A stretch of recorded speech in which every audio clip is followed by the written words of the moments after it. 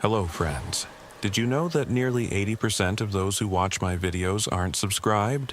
If you enjoy the content, I'd truly appreciate it if you hit that subscribe button. It helps a lot. Also, don't forget to leave a like and share your thoughts in the comments. Your interaction not only supports the channel's growth, but also helps these stories reach more people. Thank you all for being here. By the way, where are you watching from? Let me know in the comments. On a cold November morning in 1994, FBI Special Agent Zephaniah Crankshaw stepped into the federal building in Chicago's Loop District earlier than usual. This 52-year-old veteran agent had encountered countless dark cases during his 26-year career at the FBI, but the file waiting for him on his desk that morning was the kind that would test even his resilience. A red stamp in large letters was printed on the folder's faded manila surface. Urgent, confidential. Inside was a report prepared by the Chicago Police Department. The report contained information about a horrific discovery made during routine maintenance in one of the city's abandoned subway tunnels. While cleaning a section of tunnel that hadn't been used since the 1920s, the workers had encountered an unbearable stench. The smell was so intense that one of the workers had fainted, requiring emergency medical attention. Crankshaw adjusted his reading glasses and buried himself in the report. The construction crew had initially thought it was sewage seeping in or animal carcasses that had entered the tunnel and died. But when they returned with proper lighting and breathing masks, what they saw defied any logical explanation. Behind a partially collapsed brick wall, they had found things resembling human remains. Moreover, this was not just a single corpse. The bones were not scattered randomly, but seemed to have been carefully placed and arranged. The detective who'd written the initial report, a woman named Sophronia Wigglesworth, had included photographs that made Crankshaw's coffee turn sour in his stomach. The bones weren't just scattered. They were organized, almost cataloged. Skulls lined one wall like grotesque trophies. Femurs and tibias were stacked like cordwood. Smaller bones filled what appeared to be old wooden crates stamped with dates from the Prohibition era. Detective Wigglesworth had done her homework. She'd cross-referenced missing persons reports dating back decades, noting that Chicago had an unusually high number of unsolved disappearances compared to other major cities. People who'd vanished without a trace, leaving behind worried families and cold case files that gathered dust in the department's archives. The detective theorized that someone, or more likely, a group of someones, had been using Chicago's vast network of abandoned tunnels as a body disposal site for years, possibly decades. The FBI's involvement had been requested because of the scope and the possibility of interstate crimes. Several of the missing persons had last been seen near the Illinois border, and at least 3 had connections to organized crime families that operated across state lines. But there was something else that had caught the federal government's attention, something that Detective Wigglesworth had only hinted at in her report. Crankshaw picked up his phone and dialed the number scrawled at the bottom of the report. After 3 rings, a gruff voice answered, "Wigglesworth here." "Detective, this is Special Agent Crankshaw with the FBI. I've just finished reading your report about the tunnel discovery." There was a pause on the other end of the line. When Wigglesworth spoke again, her voice was lower, more cautious. "Agent Crankshaw, I was hoping you'd call. There's more to this than what I put in the official report. I suspected as much. Your final paragraph mentioned additional concerns requiring federal oversight. Care to elaborate?" "Not over the phone," Wigglesworth said quickly. "Can you meet me at the site? There's something you need to see for yourself, something we didn't photograph." 2 hours later, Crankshaw found himself descending into the bowels of Chicago's underground. The entrance was innocuous enough. a maintenance door in the basement of an abandoned warehouse on the south side. The building had been condemned for years, its windows boarded up and walls covered in graffiti. Nobody would think twice about it, which, Crankshaw realized, was probably the point. Detective Wigglesworth was waiting for him at the bottom of a rusted metal staircase. She was younger than her voice had suggested, perhaps 35, with sharp eyes that seemed to take in everything at once. She handed him a flashlight and a dust mask. "The smell's not as bad now that we've had ventilation running for 48 hours, she said, leading him down a narrow corridor. "But you'll still want the mask once we get deeper." They walked in silence for several minutes, their footsteps echoing off the concrete walls. The tunnel system was more extensive than Crankshaw had imagined. Side passages branched off in multiple directions, creating a labyrinth beneath the city streets. Water dripped from unseen pipes, and occasionally Crankshaw could hear the rumble of a subway train somewhere in the distance. "How did the construction workers even find this section?" he asked. "City's been planning to expand the L for years," Wigglesworth replied. "They were doing structural surveys, checking which old tunnels could be repurposed. This whole section was supposed to have been sealed off in 1925, but the wall they found had been modified. Someone had been maintaining access. They turned a corner, and the tunnel opened into a larger chamber. Portable LED lights had been set up, casting harsh shadows on the walls. Yellow crime scene tape crisscrossed the space, and Crankshaw could see evidence markers scattered throughout. But it was the far wall that drew his attention. The bones were exactly as the photographs had depicted, arranged with an unsettling precision that spoke of method and purpose.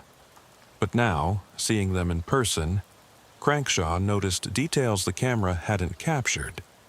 Some of the skulls showed signs of surgical intervention, clean cuts through bone that suggested medical knowledge rather than crude violence. "Dr. Mahitable Uppercrust from the medical examiner's office has been analyzing the remains," Wigglesworth said, following his gaze.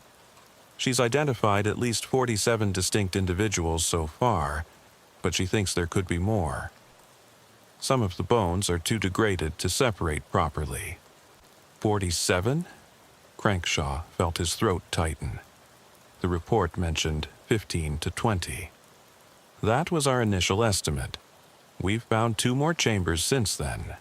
But that's not what I wanted to show you." Wigglesworth gestured for him to follow her to a corner of the room where a blue tarp covered something on the ground. She knelt down and carefully pulled back the tarp. Underneath was a metal briefcase, its surface corroded with age but still intact. The case was open, revealing stacks of yellowed documents, photographs, and what appeared to be surgical instruments. "We found this hidden behind a false panel," Wigglesworth explained. "The documents, they're medical records, patient files from hospitals all over Chicago, dating back to the 1940s. But here's the thing. Every single patient in these files was reported missing within a year of their hospital discharge." Crankshaw picked up one of the files with gloved hands. The patient was a young woman named Margaret Thompson, admitted to Presbyterian St. Luke's Hospital in 1953 for appendicitis. According to the file, she'd made a full recovery and was discharged after 5 days. A handwritten note in the margin, in different ink, read, "Suitable candidate. Blood type O negative. No family inquiries expected." "There's more," Wigglesworth said. She pulled out a photograph from the bottom of the case. It was old, black and white, showing a group of men in surgical attire standing in what appeared to be an operating room. But the room wasn't in a hospital. The rough brick walls visible in the background looked exactly like the tunnels they were standing in. "We think someone was performing medical procedures down here," she continued. "Off-the-books operations that required subjects who wouldn't be missed." Crankshaw studied the photograph more closely. One of the faces seemed familiar, but he couldn't place it. The man was tall, distinguished-looking, with the bearing of someone used to authority.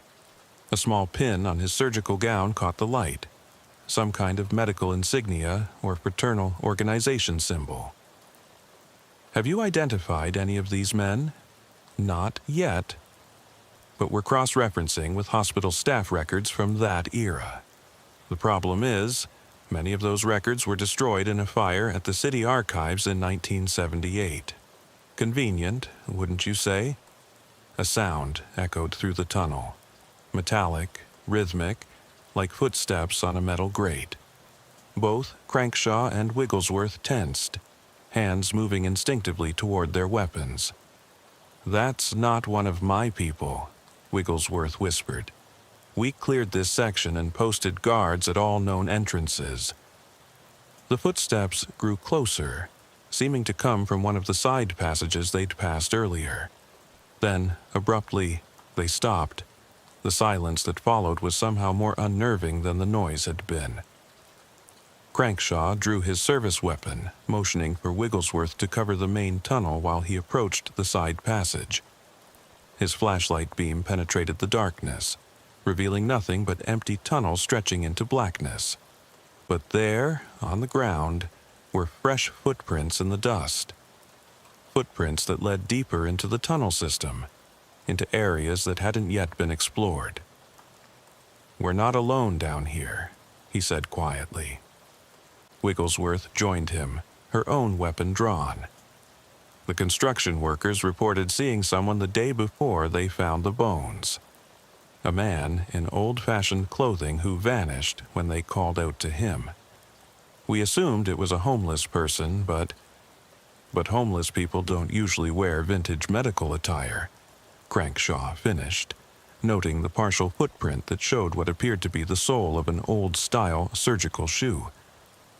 They followed the footprints for about 50 yards before the trail disappeared at an intersection of 3 tunnels. Each passage led in a different direction, and their flashlights couldn't penetrate far enough to see where any of them ended.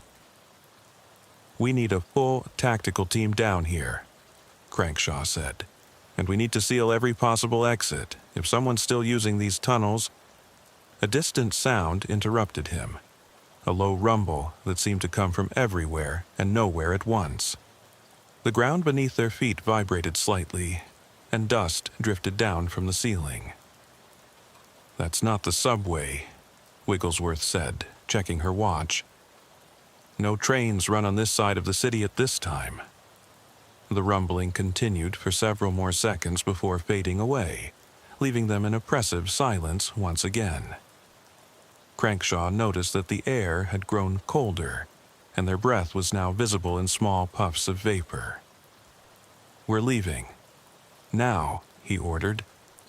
"We'll come back with a full team and proper equipment." They retreated quickly but carefully, keeping their weapons drawn and checking behind them frequently. It wasn't until they emerged into the gray November daylight that Crankshaw allowed himself to relax slightly.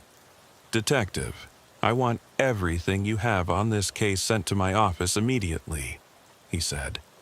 "Every file, every photograph, every theory you've developed, and I want a list of everyone who knows about this discovery." "Already compiled," Wigglesworth said, handing him a flash drive. "But Agent Crankshaw, there's one more thing you should know. That symbol on the surgeon's pin in the photograph? I've seen it before. My grandmother worked as a nurse at Cook County Hospital in the 1950s. She used to tell stories about a group of doctors who called themselves the Hippocratic Brotherhood. They supposedly performed experimental procedures that the hospital board wouldn't approve. Experimental procedures. Transplants, mostly. This was before anti-rejection drugs were developed, before the first successful kidney transplant in 1954. My grandmother said they were obsessed with the idea of extending human life through organ replacement.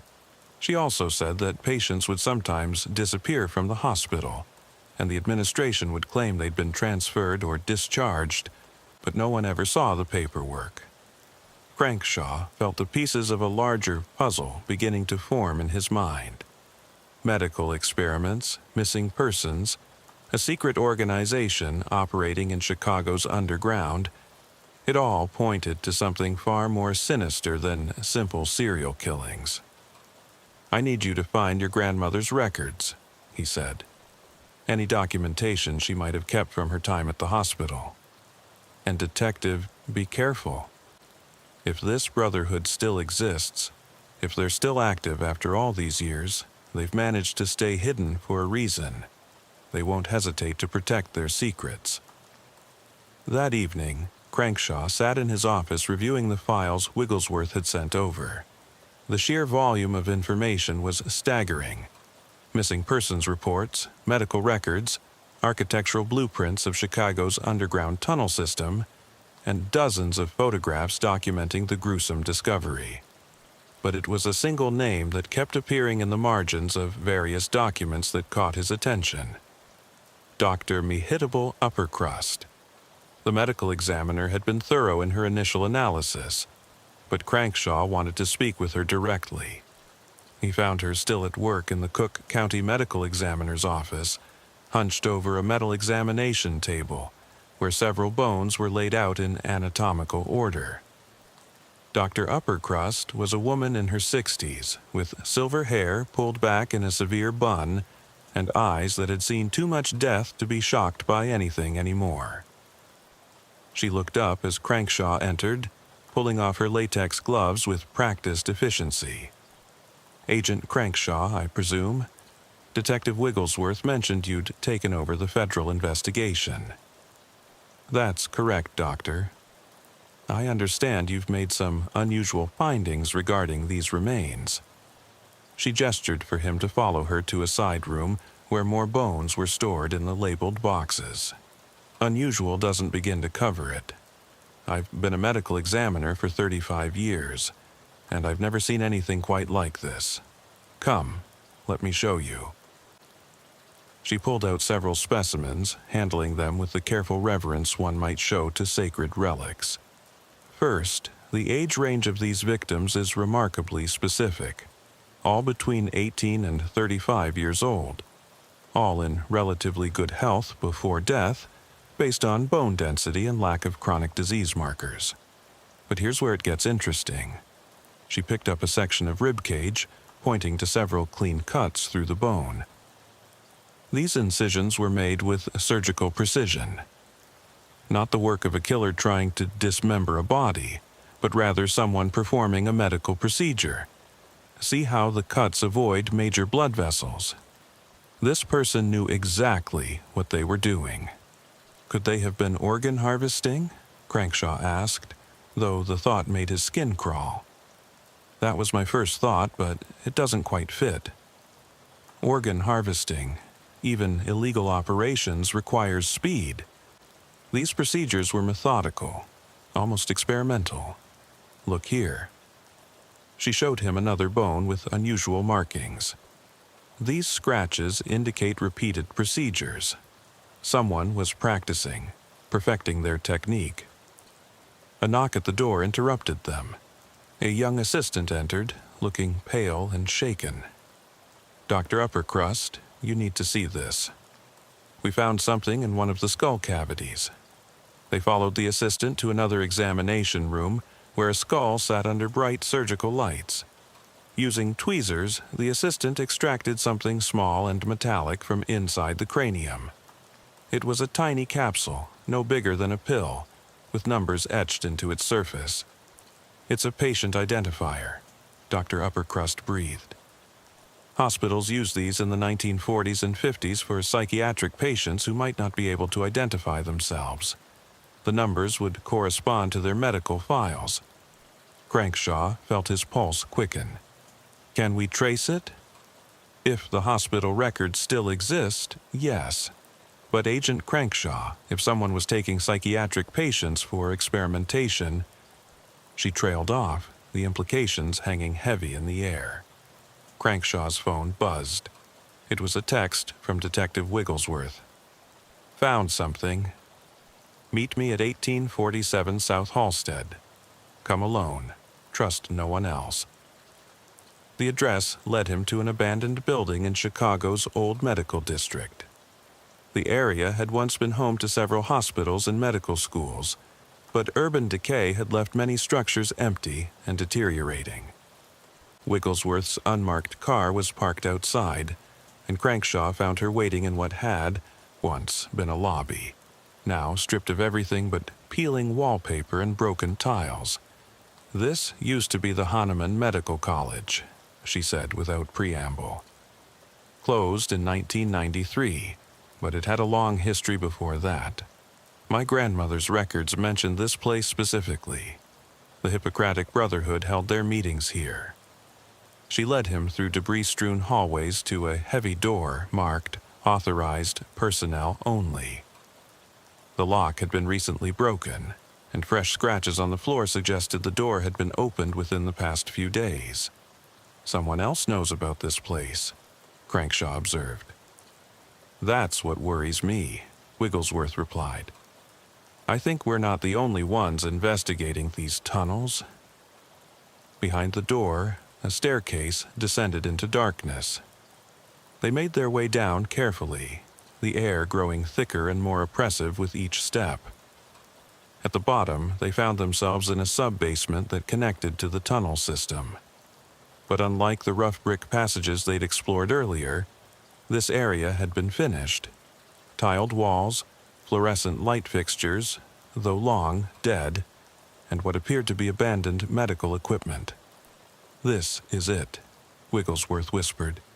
"This is where they operated." The main room was large, perhaps 40 feet square, with a raised platform in the center where an operating table still stood. Leather restraints hung from its sides, cracked and brittle with age. Around the room's perimeter were glass cabinets, many still containing surgical instruments and medicine bottles with faded labels. But it was the walls that made Crankshaw's blood run cold. They were covered in photographs, hundreds of them showing patients in various stages of surgical procedures. Some conscious, their faces contorted in agony. Others mercifully unconscious. All had the same identifying numbers visible that matched the format of the capsule they'd found in the skull. "My God," Wigglesworth breathed. "They documented everything." A sound from the tunnels made them both freeze. Footsteps, multiple sets, approaching rapidly. Crankshaw drew his weapon, pushing Wigglesworth behind him. The footsteps stopped just outside the room, and then a voice called out.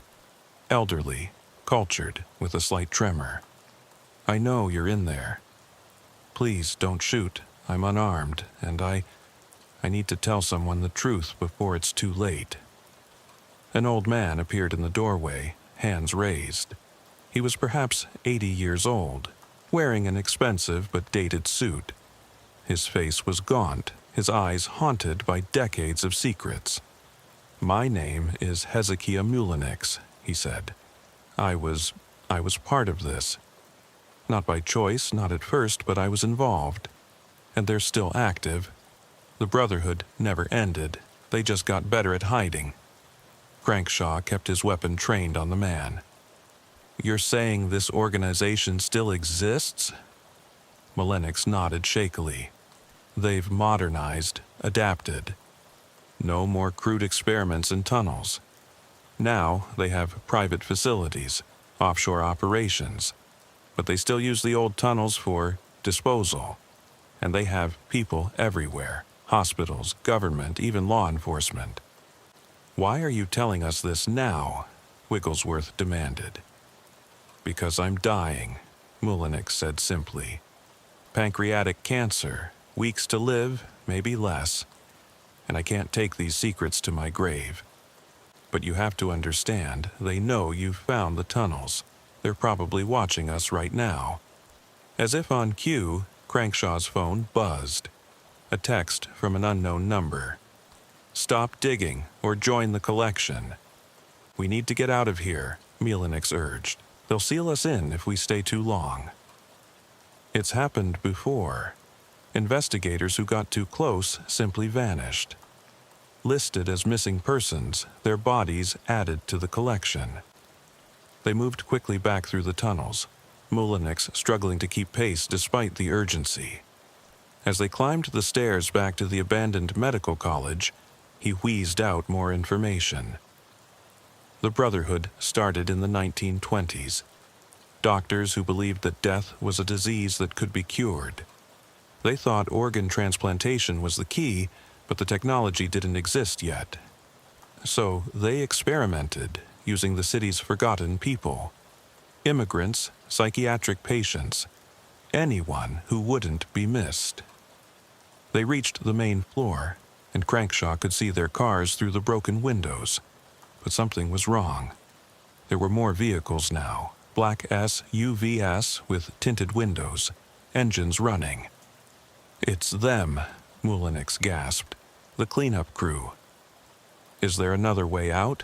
Crankshaw asked. "The old morgue tunnel. It connects to the hospital next door." They rushed through the building, Mullenix directing them despite his labored breathing.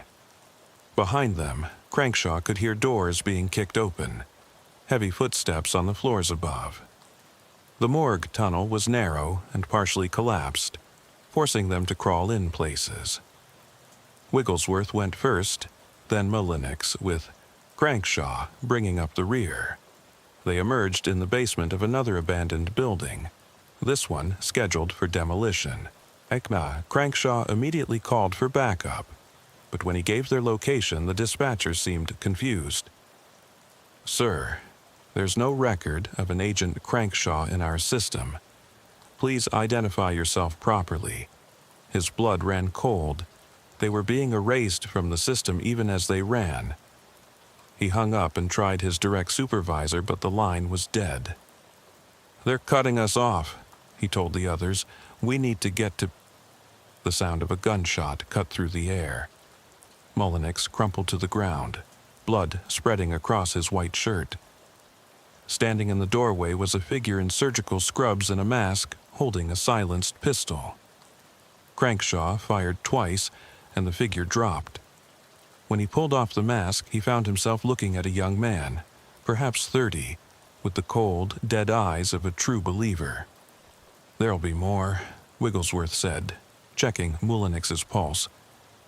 The old man was still alive, but fading fast. "The evidence," Mullenix gasped, gripping Crankshaw's arm with surprising strength. "Hidden. My house. 4829 North Sheridan. Floor safe. Combination is—" His voice faded to a whisper, and Crankshaw had to lean close to hear the numbers. Then Mullenix was gone, his secrets dying with him. But not all of them. "We need to get to that house," Crankshaw said. "Before they do." They commandeered a city maintenance truck parked nearby, hoping it would be less conspicuous than their own vehicles. As they drove through Chicago's streets, Crankshaw noticed things he'd never paid attention to before. Cameras on every corner, unmarked vans at strategic intersections, people in medical scrubs who seemed to be watching rather than walking. The Sheridan address was a brownstone in an upscale neighborhood, the kind of place where old money lived quietly and asked no questions. They entered through the back, Crankshaw picking the lock with skills he'd learned in his younger days with the Bureau. The house was pristine, as if Mullenix had expected to return to it. They found the safe exactly where he'd said it would be, hidden beneath a Persian rug in his study. Inside were documents that made everything else pale in comparison. Financial records showing payments to judges, police commissioners, hospital administrators. Lists of subjects dating back decades, with notations about their medical conditions and eventual fates. And most damning of all, a current membership roster of the Hippocratic Brotherhood, including names Crankshaw recognized, prominent surgeons, medical researchers, even a senator. "This is it," Wigglesworth said. "This is enough to bring them all down." But Crankshaw wasn't so sure. The Brotherhood had survived for nearly a century by being careful, by having contingency plans. Even now, he could feel the weight of their surveillance, the sense that they were being watched and evaluated. "We need copies of everything," he said. "Multiple copies sent to different agencies, different media outlets. Make it impossible for them to suppress." They worked quickly, photographing document, scanning pages, uploading everything to secure cloud servers. But as they worked, Crankshaw noticed something in the membership roster that made his heart skip. There, among the most recent additions, was a name he knew all too well. A name that explained why their investigation was being hampered at every turn. Why the Brotherhood always seemed one step ahead. The name was his own supervisor at the FBI. "We can't trust anyone," he said to Wigglesworth. "Not the Bureau, not the police, no one." She met his eyes, and he saw the same realization dawning on her. They weren't investigating a crime.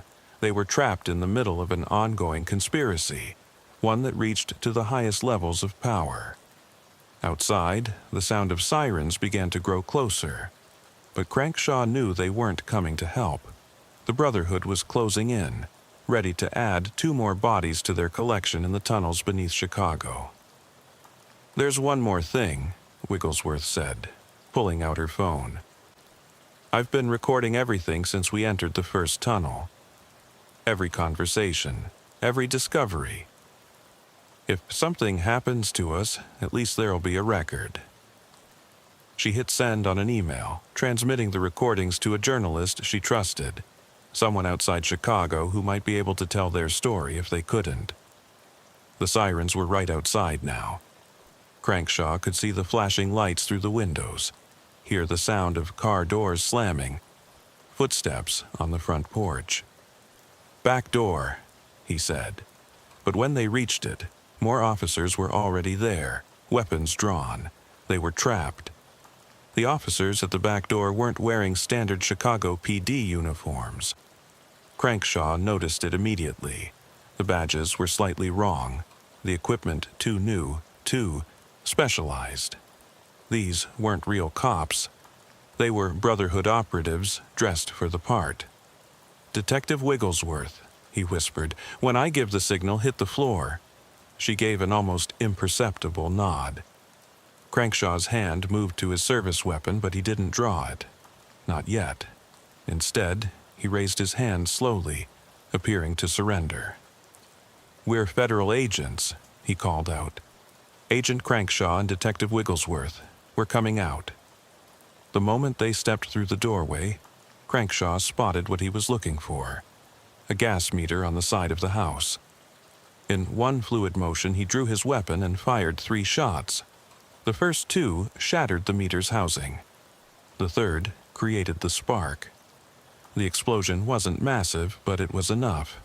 The fake officers dove for cover as natural gas erupted in a controlled blast, windows shattering, car alarms screaming to life throughout the neighborhood. In the chaos, Crankshaw and Wigglesworth ran. They sprinted through backyards, vaulted fences, and cut through alleys. Behind them, shouts and footsteps, but the explosion had bought them precious seconds. Real police sirens were approaching now. Neighbors had called 911, and the actual Chicago PD was responding to what they thought was a gas leak explosion. They emerged onto a busy street 3 blocks away, blending into the crowd of curious onlookers heading toward the commotion. Crankshaw spotted a taxi and flagged it down. "Union Station," he told the driver. "Quickly." As the taxi pulled away, Wigglesworth was already on her phone, but not making calls. She was uploading everything: photos, recordings, documents, to multiple cloud services, news outlets, and federal databases outside Chicago's jurisdiction. "If they want to bury this, they'll have to bury half the internet," she muttered. But Crankshaw wasn't listening. He was thinking about the membership list, about his supervisor, about how deep this went. The Brotherhood had survived for a century, by infiltrating the very systems meant to stop them. They were the watchers and the watched, the hunters and the hunted. At Union Station, they didn't board a train. Instead, Crankshaw led them to a locker bank where he kept an emergency cache, fake IDs, burner phones, paranoid preparations from his early days in the Bureau that he'd never thought he'd need. "We have to disappear," he said, "at least until those documents go public." "No," Wigglesworth said firmly. "We need one more piece of evidence, something they can't deny or explain away." "What are you talking about?" "The tunnels. There's someone still down there, the footsteps we heard, the fresh tracks. Someone's been living in those tunnels maintaining the site. If we can find them, get their testimony." Crankshaw wanted to argue, but he knew she was right. Documents could be forged, photographs doctored, recordings dismissed. But a living witness, especially one who'd been part of the operation, that would be undeniable. They ditched the taxi and stole a delivery van from a nearby parking garage. As they drove back toward the tunnel system, Wigglesworth pulled up architectural plans on her phone. "There are 17 known entrances to that section of tunnels," she said, "but the blueprints show at least 3 more that were supposedly sealed. If someone's living down there, they'd use one of the sealed entrances to avoid detection." They found what they were looking for in an abandoned subway maintenance yard on the south side. A rusted metal shed that should have been empty instead showed signs of recent use. Fresh scratches on the lock, footprints in the dust, and when Crankshaw pressed his ear to the door, the faint sound of air circulation from below. The lock was new, high security, but Wigglesworth produced a set of bolt cutters from the van. Inside, hidden beneath a false floor, was a modern ladder descending into darkness. Fresh air was being pumped down through hidden vents, and electric cables ran along the walls. They descended carefully, weapons drawn. The tunnel at the bottom was different from the others they'd explored. Cleaner, with working lights and signs of habitation. They could hear something ahead, a rhythmic sound like typing on a keyboard. The tunnel opened into a chamber that had been converted into a living space. Computer equipment lined one wall, medical supplies another. And seated at a desk, apparently unsurprised by their arrival, was a man in his 70s wearing a worn lab coat. "I've been expecting you," he said without turning around. "Though I thought you'd arrive sooner." "Who are you?" Crankshaw demanded, weapon trained on the man's back. The man turned slowly, and Wigglesworth gasped. It was a face from the old photographs, aged but unmistakable. One of the surgeons from the Hippocratic Brotherhood's historical records.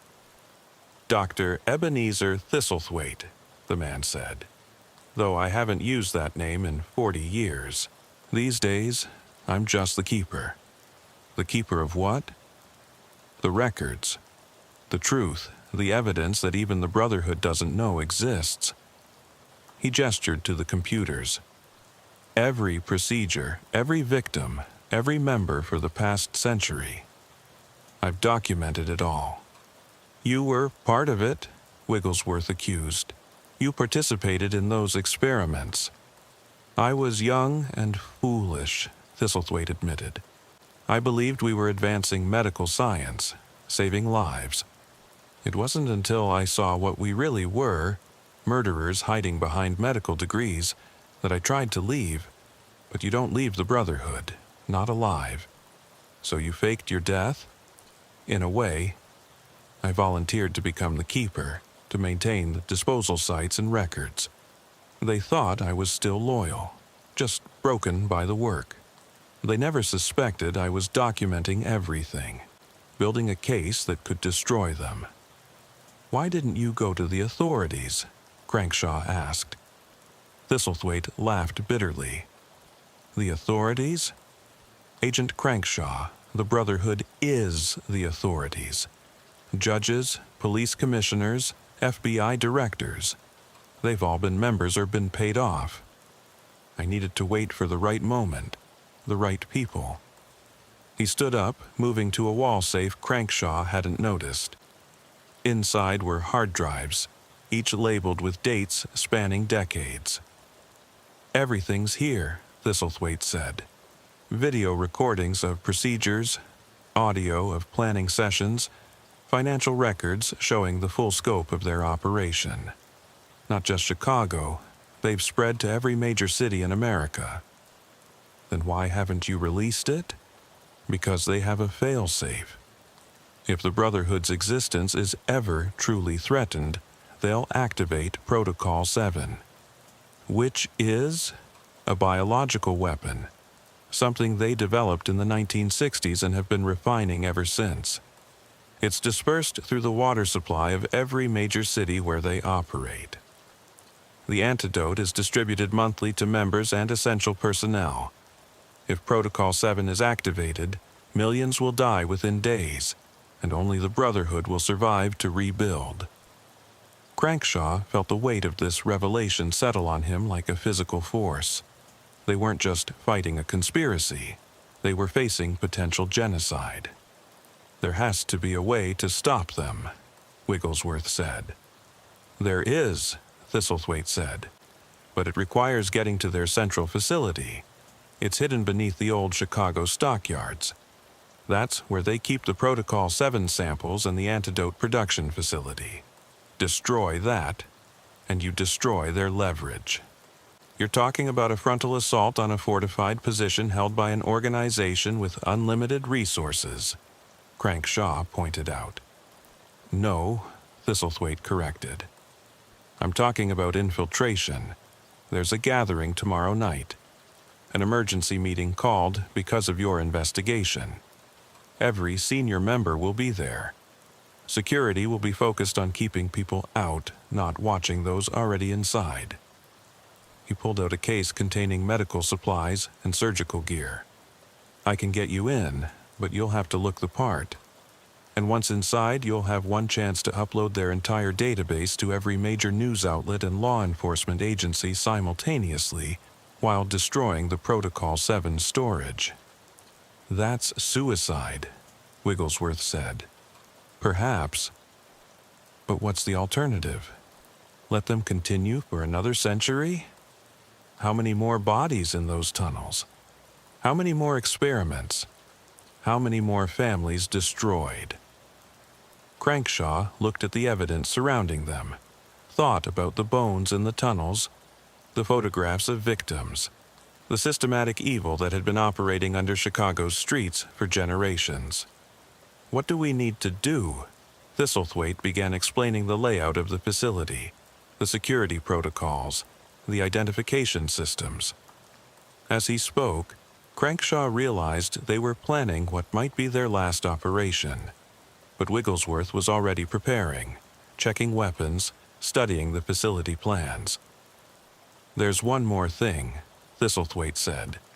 "The current leader of the Brotherhood, the Grand Physician they call him, he's someone you know, Agent Crankshaw. My supervisor, no, higher, much higher. Someone who's been protecting the Brotherhood from federal investigation for 20 years. He showed them a photograph from a recent Brotherhood gathering. In the center, wearing ceremonial medical robes, was the deputy director of the FBI himself. He's been directing investigations away from the Brotherhood, ensuring that any agent who got too close was either recruited or eliminated," Thistlethwaite explained. "Your supervisor was just middle management. This goes all the way to the top." The weight of their situation became even clearer. They weren't just cut off from support, they were actively being hunted by their own agencies. But that also meant exposing the Brotherhood would bring down some of the most powerful people in the country. "The gathering is tomorrow at midnight," Thistlethwaite said. "We'll enter through the old cattle tunnels. Once inside, we'll have approximately 30 minutes before the ceremony begins. That's our window." They spent the rest of the night preparing. Thistlethwaite taught them the Brotherhood's recognition signals, passwords, and protocols. He showed them how to wear the surgical gowns properly, how to move with the confident authority of someone who belonged. As dawn approached, exhaustion was setting in, but adrenaline kept them sharp. They reviewed the plan one more time: enter through the tunnels, access the mainframe, upload everything while Wigglesworth planted charges in the Protocol 7 storage area. "What about you?" Crankshaw asked Thistlethwaite. "I'll ensure you get out." "I've lived in these shadows for 40 years. It's time I stepped into the light, even if it burns me." They moved the equipment to a staging area closer to the stockyards. The abandoned meatpacking district was a maze of empty buildings and rusted machinery, perfect cover for their approach. But as they set up their base, Crankshaw noticed something troubling: fresh tire tracks in the dust, cigarette butts that weren't completely weathered. "We're not alone," he warned. Thistlethwaite checked his monitors, devices he'd hidden throughout the tunnels over the years. "Movement in Sectors 7 and 12, they're sweeping the tunnels." "They know we're coming?" "No, this is standard protocol when there's a gathering." They clear the tunnels of homeless urban explorers, anyone who might stumble onto something. "Then we wait," Wigglesworth said. "Let them finish their sweep." They spent the day in tense silence, taking turns keeping watch. Crankshaw used the time to review everything they'd learned, every piece of evidence. The Brotherhood had started as a group of idealistic doctors trying to push the boundaries of medical science, but somewhere along the way they'd lost their humanity. They'd become the very disease they'd sought to cure. As evening fell, Thistlethwaite made final preparations. He gave them each a small device, no bigger than a button. "Emergency beacon," he explained. "One press sends our location and a distress signal to every news organization in the country. It won't save us, but it'll ensure they can't cover this up." At 11 p.m., they entered the tunnels. Thistlethwaite led them through passages Crankshaw hadn't seen before, some so narrow they had to crawl, others that opened into vast chambers that echoed with their footsteps. The closer they got to the stockyards, the more modern the tunnels became. Concrete instead of brick, LED lights instead of darkness. They could hear the gathering before they saw it. Voices echoing through the tunnels, footsteps on metal stairs. Thistlethwaite led them to a maintenance alcove where surgical gowns and masks were stored. "Remember," he whispered, "confidence is key. You belong here. You've always belonged here." They emerged into a corridor filled with figures in identical surgical attire. Crankshaw's heart pounded, but he forced himself to walk calmly, purposefully. Several people nodded to them in passing, accepting their presence without question. The main chamber was massive, a repurposed cold storage facility from the stockyard's operational days. Hundreds of Brotherhood members were gathering, their surgical masks making them anonymous, identical. At the far end, a raised platform held what looked like an operating theater, complete with lights and equipment. "The mainframe is through there," Thistlethwaite whispered, indicating a side door. "Protocol 7 storage is below, accessed through the freight elevator." They split up.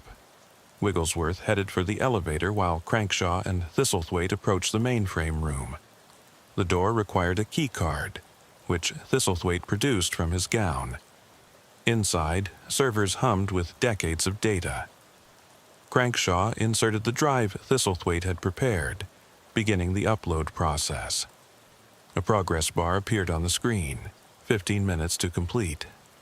"Too long," Crankshaw muttered. "It has to upload everything," Thistlethwaite said. "Every document, every video, every piece of evidence. This is our only chance." Through the door, they could hear the gathering reaching its crescendo. Someone was speaking, a voice Crankshaw recognized, the deputy director. Brothers and sisters of the Hippocratic Brotherhood, the voice boomed. Tonight, we face our greatest threat. But we have faced threats before and survived. We will survive again because we are evolution itself. We are the future of humanity, freed from the weakness of mortality. The upload continued its slow progress. 10 minutes remaining, then 8, then 5. An alarm suddenly pierced the air. Not from the mainframe room, but from below. Wigglesworth had been discovered. The alarm shrieked through the facility, and Crankshaw could hear the chaos erupting in the main chamber. 3 minutes remained on the upload. He couldn't leave it now. Go help her, Thistlethwaite said, already barricading the door. I'll ensure this finishes. They'll kill you. I've been dead for 40 years, Agent. Go. Crankshaw ran for the freight elevator, following the signs Wigglesworth had left. Small chalk marks on the walls, a system they developed during their planning. The elevator was still on the lower level. He hit the call button and waited precious seconds that felt like hours. When the doors opened, he found blood on the floor. Not much, but enough to know someone was hurt.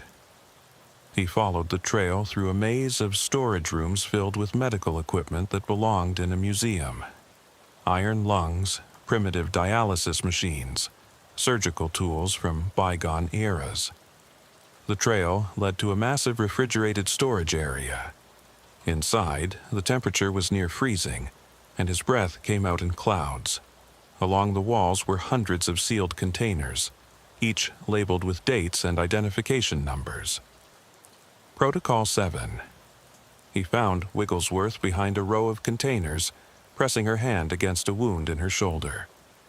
Beside her lay a Brotherhood member, unconscious or dead. He came out of nowhere, she gasped, but I got the charges placed. We have maybe 10 minutes before the lights went out. Emergency lighting kicked in a second later, bathing everything in red. They could hear footsteps approaching, many of them. Can you move? Crankshaw asked. She nodded, though her face was pale from blood loss. He helped her to her feet, and they moved deeper into the storage area, looking for another exit. Behind them, voices echoed off the metal walls. The intruders are here! Seal all exits. Protocol 7 must be protected. They found a service tunnel at the back of the storage area, barely wide enough for one person. Wigglesworth went first, leaving bloody handprints on the walls. Crankshaw followed, the sounds of pursuit growing closer. The tunnel emerged into an old drainage system, ankle-deep water flowing toward the Chicago River. They could hear the Brotherhood members entering the tunnel behind them, but the narrow space would slow them down. The upload, Wigglesworth gasped as they waded through the filthy water. Did it finish? I don't know. Thistlethwaite stayed behind to... An explosion rocked the tunnel system, not Wigglesworth's charges. This came from above, the mainframe room. Thistlethwaite had destroyed the servers after the upload completed, ensuring the Brotherhood couldn't stop the transmission. He did it, Crankshaw said. He got it all out. They emerged from a drainage grate near the Chicago River, just as more explosions erupted behind them. Wigglesworth's charges had detonated, destroying the Protocol 7 storage. Fire and smoke poured from ventilation shafts across the old stockyards district. But their relief was short-lived. Black SUVs were converging on their position, Brotherhood cleanup crews responding to the emergency. Crankshaw pressed the emergency beacon Thistlethwaite had given them, then pulled Wigglesworth toward the river. Can you swim? Do I have a choice? They jumped. The cold water was shocking, but it also helped slow Wigglesworth's bleeding. They let the current carry them downstream, surfacing only when their lungs demanded air. Behind them, flashlights swept the water's surface, but the river was dark and wide. They pulled themselves out near Navy Pier, where late-night tourists provided cover. A taxi driver, seeing their condition, initially refused to pick them up until Crankshaw showed his FBI badge and promised triple fare. "Northwestern Memorial Hospital," he said. "Federal emergency." But when they arrived, Crankshaw didn't take Wigglesworth to the emergency room. Instead, he called a doctor he knew, someone he'd helped years ago with a witness protection situation.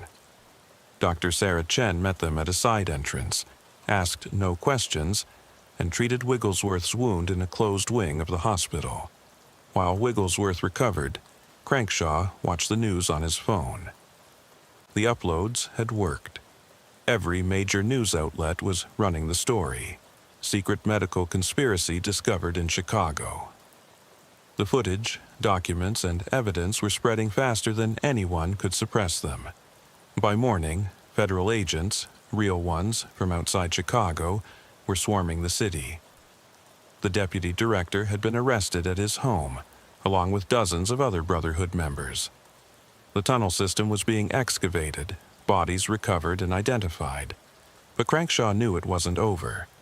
The Brotherhood had operated for a century. They had resources, connections, contingency plans. Some would escape, go underground, rebuild elsewhere. 3 days later, Crankshaw and Wigglesworth testified before a closed Senate committee. They told everything: the tunnels, the experiments, Protocol 7, the infiltration of law enforcement. The senators listened in horrified silence.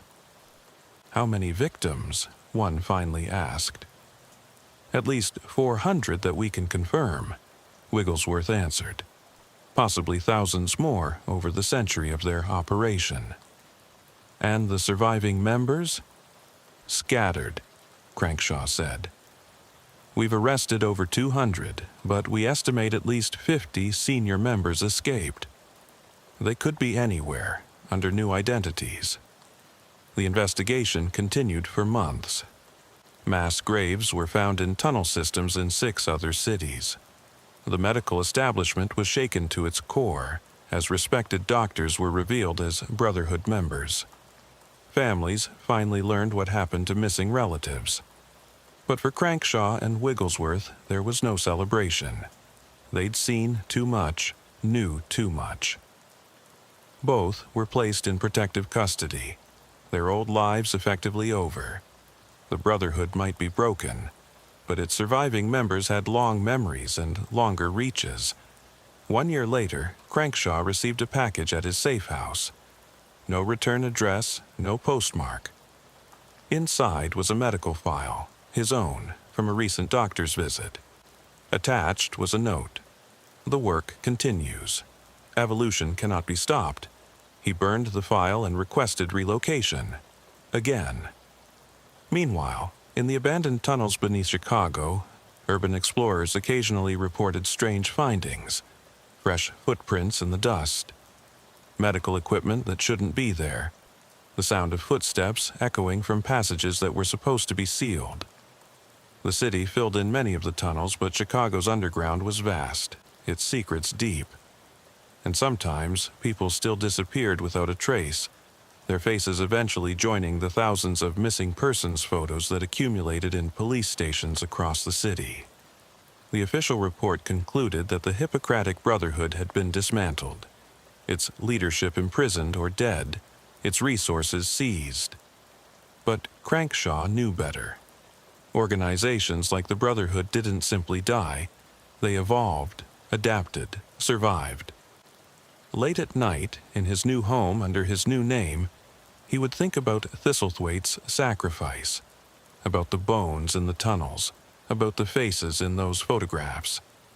He'd dedicated his life to justice, but some evils ran too deep to ever fully extract. The last entry in his personal journal, found years later after he died of natural causes, read, "They're still out there. Still watching, still collecting. God help whoever finds them next."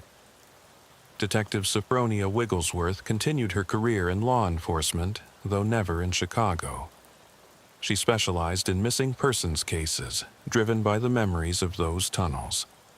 She solved dozens of cases over her career, reunited families, brought closure to the grieving. But she never forgot the Brotherhood. Every missing persons case, she wondered. Every unexplained disappearance, she investigated deeper. Because she knew what others didn't, that monsters wore human faces and operated in daylight, that evil could organize and incorporate, that the deepest darkness often hid behind the brightest credentials. Dr. Mehitable Uppercrust continued her work as a medical examiner, but the Chicago discovery changed her. She developed new protocols for identifying victims, new methods for detecting surgical modifications to bones. Her techniques became standard practice nationwide, a lasting legacy of the horror she'd witnessed. She testified at every trial, faced every Brotherhood member brought to justice. Some showed remorse. Most didn't. They still believed they were pioneers, visionaries held back by primitive morality. Even facing life in prison, they spoke of their work with pride. The trials revealed the full scope of the Brotherhood's influence. Judges who'd dismissed cases, police commissioners who'd buried investigations, hospital administrators who'd falsified records. The corruption was systemic, generational, embedded in Chicago's very foundations. The city tried to move forward, to heal. Memorials were erected for the victims. New oversight committees were established. The tunnel systems were mapped and monitored. But trust, once broken, was hard to rebuild. Some Chicagoans reported strange dreams after the revelation. Nightmares of being watched from below, of shadows moving in peripheral vision, of loved ones disappearing into darkness. Therapists called it collective trauma, the city's psyche processing a century of hidden horror. But perhaps the most disturbing discovery came months after the main investigation ended. A graduate student researching the Brotherhood found references to sister organizations in Europe, Asia, South America. The Chicago branch hadn't been unique. It was part of something global, something that predated the Hippocratic Brotherhood by centuries. The student's research was thorough, documented, irrefutable. Then, one day, she didn't show up for class. Her apartment was empty, her research gone. The only thing left was a single medical diagram pinned to her wall, showing the human body divided into sections, each labeled with a different city name. The FBI added her to their missing persons database. Case number 7,834 in Chicago alone that year. Most would be found. Some would be explained, but others would simply vanish, becoming part of the city's dark arithmetic, the endless calculation of those who disappear into the spaces between what we know and what we fear. The Brotherhood's physical infrastructure was destroyed, its leadership scattered or imprisoned, but ideas, especially dark ones, have a way of surviving. In medical schools, young doctors still whispered about pushing boundaries. In hidden forums, discussions of life extension and human enhancement continued. The work, as the note had said, continued. Hezekiah Mulenich's testimony from beyond the grave became crucial evidence. His recorded confessions, retrieved from his home, revealed decades of atrocities. But they also revealed something else. That he genuinely believed, at least at first, that they were saving humanity. That delusion, that ability to justify horror in the name of progress, was perhaps the most terrifying aspect of all. The final official report ran to 3,000 pages. It documented everything: the victims, the procedures, the cover-ups, the financial networks that funded it all. But buried in an appendix, almost as an afterthought, was a single paragraph that kept Crankshaw awake at night. It noted that several key Brotherhood members had never been identified, known only by code names in the recovered documents: the architect, the harvester, the curator. These individuals, presumably senior leadership, had no records, No photographs, no trace of existence outside the Brotherhood itself. They were ghosts, shadows, perhaps myths. Or perhaps they were still out there, patient and careful, waiting for the world to forget, for vigilance to fade, for the work to begin again. Chicago rebuilt, as it always did. The stockyards were demolished completely, replaced with modern developments. The tunnel entrances were sealed with reinforced concrete. Life moved on. But sometimes, construction workers reported finding things that shouldn't be there. A surgical instrument embedded in concrete that predated the building above it. Bones in walls that had supposedly never been opened. Documents in languages that no one could identify. The city's official position was that these were remnants of the Brotherhood, disturbed by construction. But some wondered if they were something else. Evidence that the tunnels went deeper than anyone knew, that the Brotherhood was just the latest iteration of something much older, much darker. In his final interview before entering permanent witness protection, Crankshaw was asked if he believed the Brotherhood was truly finished. He was quiet for a long moment before answering. Evil like that doesn't end. It just waits. It adapts. It finds new forms, new justifications, new victims. We won the battle, but the war never ends. The interviewer asked what people should do, how they should protect themselves. Pay attention, Crankshaw said. When people disappear, ask questions. When authorities dismiss concerns, push harder. When someone tells you not to look, look twice. Because the moment we stop watching, the moment we assume the danger has passed, that's when they return. They, the collectors, the experimenters, the ones who see humanity not as people but as specimens. They're always there, waiting in the spaces we don't think to look, in the institutions we trust most. We stopped one group, but nature abhors a vacuum, and evil always finds a way to fill it. The interview was never published. Officials deemed it too disturbing, too likely to cause panic. It was classified, buried in the same archives that held the full Brotherhood files. But copies leaked, as they always do. They circulated in conspiracy forums, in true crime communities, among those who believed that the official story was just the surface of something deeper. And in Chicago, people still disappeared.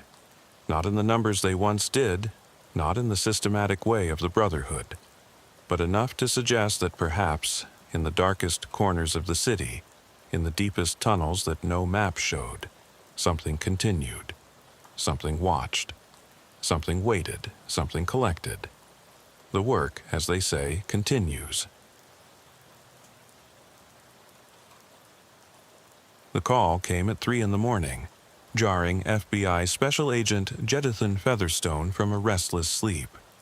At 47, Featherstone had learned to dread these early morning calls. They never brought good news. Agent Featherstone? The voice on the other end was nervous, young. This is Officer Martinez with Chicago PD. We have a situation at the old Manteno State Hospital. We need federal involvement immediately. Manteno State Hospital. The name sent a chill down Featherstone's spine. The psychiatric facility had been closed since 1985, abandoned for nearly a decade. Local teenagers sometimes broke in on dares. Urban explorers documented its decay, but CPD wouldn't call the FBI for simple trespassing. "What kind of situation?" Featherstone asked, already getting dressed. "We found people, sir. Living people, in the basement. They claimed they've been here since before the hospital closed." An hour later, Featherstone stood outside the hulking remains of Manteno State Hospital, 30 miles south of Chicago. The building loomed against the pre-dawn darkness, its broken windows like dead eyes. Police cars surrounded the entrance, their lights casting eerie shadows on the crumbling facade. Officer Martinez met him at the entrance, a young cop, maybe 25, visibly shaken. "There in the old treatment wing, sir." "Fair warning, it's bad." Featherstone followed him through debris-strewn hallways, past rusted gurneys and scattered medical files.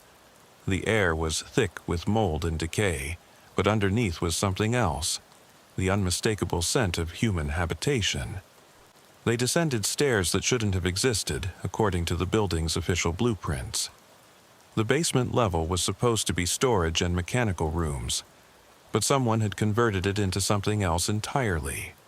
The walls were lined with makeshift cells, each barely large enough for a person to lie down. "We've found 12 so far," Martinez said. "All alive, but they're not well." Featherstone peered into the first cell. A woman sat in the corner, rocking back and forth, mumbling to herself. She looked to be in her 60s, her hair gray and matted, wearing what appeared to be a hospital gown from decades past. "Ma'am," Featherstone said gently, "I'm with the FBI. You're safe now." The woman looked up, her eyes focusing with difficulty. When she spoke, her voice was hoarse from disuse. "The tests. Are the tests over? Did I pass?" "What tests?" Featherstone asked.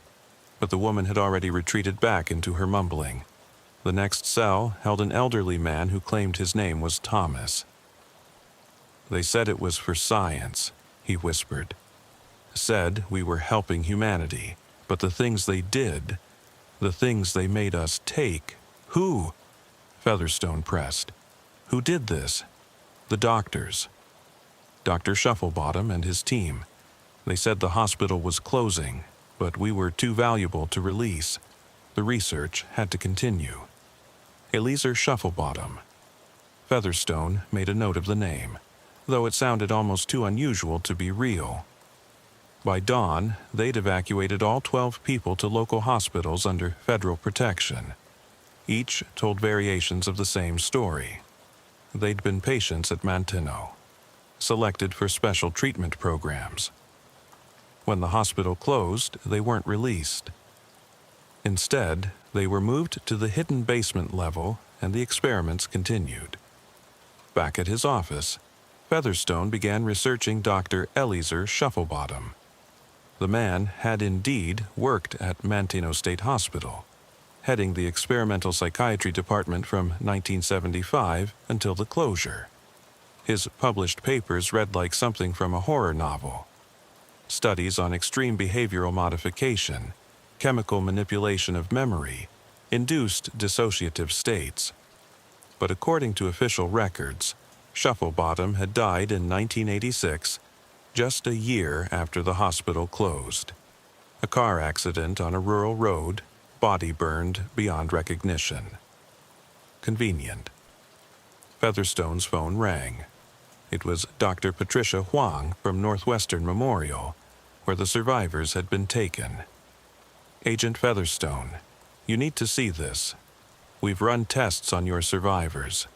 Their blood work, it's unprecedented. They have chemical compounds in their systems that shouldn't exist. Synthetic hormones that aren't in any medical database." "What kind of experiments were they subjected to?"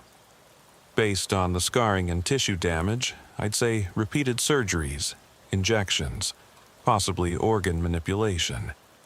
Some show signs of surgical modifications to their brains, precise lesions that would affect memory and behavior." "Agent Featherstone, this wasn't psychiatric treatment. This was systematic human experimentation." Featherstone assembled a task force immediately. They needed to search every inch of Manteno, find any remaining evidence, and track down anyone involved in these experiments. But as they prepared to return to the hospital, one of the survivors, a woman named Margaret, asked to speak with him urgently. "There are more," she said, gripping his hand with surprising strength. "Not just at Manteno. Other hospitals, other facilities. We were transferred sometimes, exchanged like lab rats. I remember seeing a nurse, Nurse Penina Bodsworth. She tried to help us once, tried to report what was happening. They said she had an accident, but I saw her afterwards. She was in a cell like us, Penina Bodsworth. Another unusual name to investigate. Featherstone was building a picture of something vast, a network of experimental facilities hidden within the Illinois mental health system. The task force returned to Manteno that afternoon with full forensic support. They found more than anyone expected. Behind false walls were fully equipped operating rooms, laboratories with equipment that had been state-of-the-art in the 1980s, and most disturbing of all, detailed medical records of hundreds of patients. The records were meticulous. Each patient file contained photographs, medical histories, and extensive notes on experimental procedures. The experiments seemed focused on extending human consciousness, enhancing physical capabilities, and most disturbingly, creating controllable dissociative states. One file caught Featherstone's attention. Patient 447. Sarah Chen, admitted 1983 for severe depression. The notes described a series of procedures designed to fragment and rebuild personality architecture. The final entry, dated October 1985, simply read, "Subject successfully integrated into Phase 2. Transferred to Site B. Site B?" Featherstone muttered. His partner, Agent James Park, looked over his shoulder. There are references to Sites A through E in these files. Manteno was Site C. 5 facilities. Hundreds, possibly thousands of victims. And according to these records, the experiments hadn't ended when Manteno closed. They'd simply moved elsewhere. As the forensic team processed evidence, Featherstone interviewed each survivor more thoroughly. Their stories painted a picture of calculated cruelty disguised as medical treatment. Patients were told they were receiving revolutionary therapies, that their suffering would advance psychiatric medicine by decades. Thomas, the elderly man from the second cell, was the most coherent. Dr. Shufflebottom said we were pioneers, he recalled. Said that one day mental illness would be eliminated because of our sacrifice, but after a while, it wasn't about treating illness anymore. They were trying to change what it meant to be human. What do you mean? Thomas rolled up his sleeve, revealing a series of surgical scars. They installed things, devices. Said they were monitoring our brain chemistry, but sometimes I could feel them doing more. Controlling things. Making me see things that weren't there or forget things that were. Featherstone documented everything, but he knew they were racing against time. Whoever had been running these experiments had kept 12 people imprisoned for nearly a decade without detection. They had resources, connections, and clearly a complete lack of moral boundaries. That evening, Featherstone received a call from an unknown number. "Agent Featherstone," a cultured voice said. "I understand you've been visiting Manteno. I'd encourage you to be very careful. Some doors once opened cannot be closed again. Who is this?" "Someone who knows the truth about Sites A through E. Someone who participated in the early stages before realizing what we were becoming. If you want answers, real answers, meet me at the Graceland Cemetery tomorrow at midnight. Come alone or don't come at all." The line went dead. Featherstone knew it could be a trap, but it could also be his only chance to understand the full scope of what they'd uncovered. He spent the rest of the evening researching the names from the files. Dr. Eliezer Shufflebottom's supposed death was suspicious enough, but Nurse Penina Bodsworth's story was even stranger. She'd worked at Manteno from 1980 to 1984, with an exemplary record. Then, according to official documents, she'd suffered a mental breakdown, been admitted as a patient, and died by suicide within a month. But there was no death certificate, no burial record, nothing to confirm she'd actually died. The more Featherstone dug, the more inconsistencies he found. Dozens of staff members from Manteno had died or disappeared in the years following the closure. Patients who should have been transferred to other facilities had no records after leaving Manteno. It was as if they'd simply ceased to exist.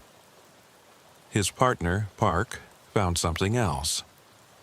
"Look at this," he said, showing Featherstone a financial report. Manteno's experimental psychiatry department was funded by a private foundation, the Progress Institute. And guess who sits on their board?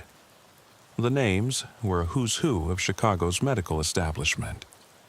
Hospital administrators, pharmaceutical executives, even a former state health commissioner. The Progress Institute still existed, still funded medical research, and according to their website, was dedicated to advancing human potential through revolutionary medical science. "We need warrants," Featherstone said, "for the Progress Institute, for every board member's records, for—" His phone rang. Dr. Huang from Northwestern. "Agent Featherstone, one of your survivors is asking for you. Margaret. She says she remembered something important." Featherstone drove to the hospital immediately. Margaret was sitting up in bed, more lucid than he'd seen her before. "I remembered Site B," she said immediately. "It's not abandoned like Manteno. It's active, hidden inside a working hospital. Lakeshore Psychiatric. They have a wing that's off-limits, supposed to be for dangerous patients, but that's where they take people for the procedures." Lakeshore Psychiatric was one of Illinois' premier mental health facilities, treating everyone from Hollywood celebrities to politicians' family members. If Margaret was right, the experiments weren't just continuing, they were happening in plain sight. "There's more?" Margaret continued. "I heard them talking once about a special patient, someone important. They called her the Success. Said she was proof the procedures worked, that she'd been integrated back into society and was thriving. They kept saying a name, Kezia Pumpernickel. Kezia Pumpernickel. The lab tech mentioned in some of the Manteno files, but according to those records, she was staff, not a patient." "Are you sure she was a patient?" Featherstone asked. Margaret nodded. "She was the first one to survive the full sequence. They turned her from patient to staff, made her forget she'd ever been sick. She helped with the experiments, not knowing she'd once been on the table herself. The implications were staggering. If they could alter someone's personality and memories that completely, make them forget their own identity and create a new one, then anyone could be a victim. Anyone could be compromised." As Featherstone left the hospital, he noticed a black sedan following him. He took several random turns, confirming the tale, then pulled into a parking garage and waited. The sedan pulled in behind him, and a woman got out. She was in her 50s, professionally dressed, with the bearing of someone used to authority. "Agent Featherstone," she said. "I'm Dr. Rachel Morrison from the Department of Health and Human Services. I'm here to tell you that your investigation into Manteno State Hospital is now classified as a matter of national security." "On whose authority?" "On the authority of people who understand that some secrets are kept for good reasons. The work done at facilities like Manteno, while ethically questionable, produced valuable research that saved thousands of lives. The people you found were volunteers who—" "Volunteers?" Featherstone interrupted. "They were imprisoned for a decade. They were compensated participants in long-term studies. Their memories may be confused due to the nature of the experiments, but I assure you, everything was legal." "Then you won't mind if I continue my investigation." Dr. Morrison's expression hardened. "Agent Featherstone, you're treading in waters deeper than you can imagine. The Progress Institute has connections at the highest levels of government. Push too hard, and you'll find yourself reassigned to Alaska, or worse, you'll find yourself as a patient in one of the facilities you're investigating. It was a threat, plain and simple, but it also confirmed everything Featherstone suspected. The experiments weren't just continuing, they were protected. Featherstone watched Dr. Morrison's sedan disappear into Chicago traffic, her threat echoing in his mind. But he'd been an FBI agent for 22 years, and intimidation only strengthened his resolve. If they wanted him to back off, it meant he was getting close to something significant. That night, he prepared for the cemetery meeting. He told no one where he was going, but left a sealed envelope with Agent Park containing everything they'd discovered, with instructions to open it if he didn't return by morning. Graceland Cemetery at midnight was a maze of shadows and stone. Featherstone found the meeting spot, a mausoleum belonging to a Chicago industrialist who died in the 1920s. A figure waited in the darkness, an elderly man with a cane and the bearing of someone who'd once held authority. "Agent Featherstone," the man said. "Thank you for coming. My name is Dr. Harold Winters. I was chief of psychiatry at Manteno from 1970 to 1980, before Shufflebottom took over the experimental division." "You knew about the experiments?" "I tried to stop them," Winters said bitterly. "But Shufflebottom had backing from people far more powerful than a hospital administrator. When I threatened to go public, they forced me into retirement and destroyed my reputation. They said I'd developed early-onset dementia, that my accusations were delusions. Tell me about the other sites." Winters pulled out a worn notebook. Site A was Chicago State Hospital, closed in 1974, but the underground levels remained operational. Site B, as your survivor mentioned, is Lakeshore Psychiatric. Site D was Elgin Mental Health Center, and Site E. Site E was mobile, a series of private clinics that could relocate when necessary. What was the purpose? What were they trying to achieve? Initially, they claimed it was about curing mental illness, understanding the biological basis of consciousness. But it evolved into something else. They discovered they could fundamentally alter human personality, create programmable individuals. Think about the implications.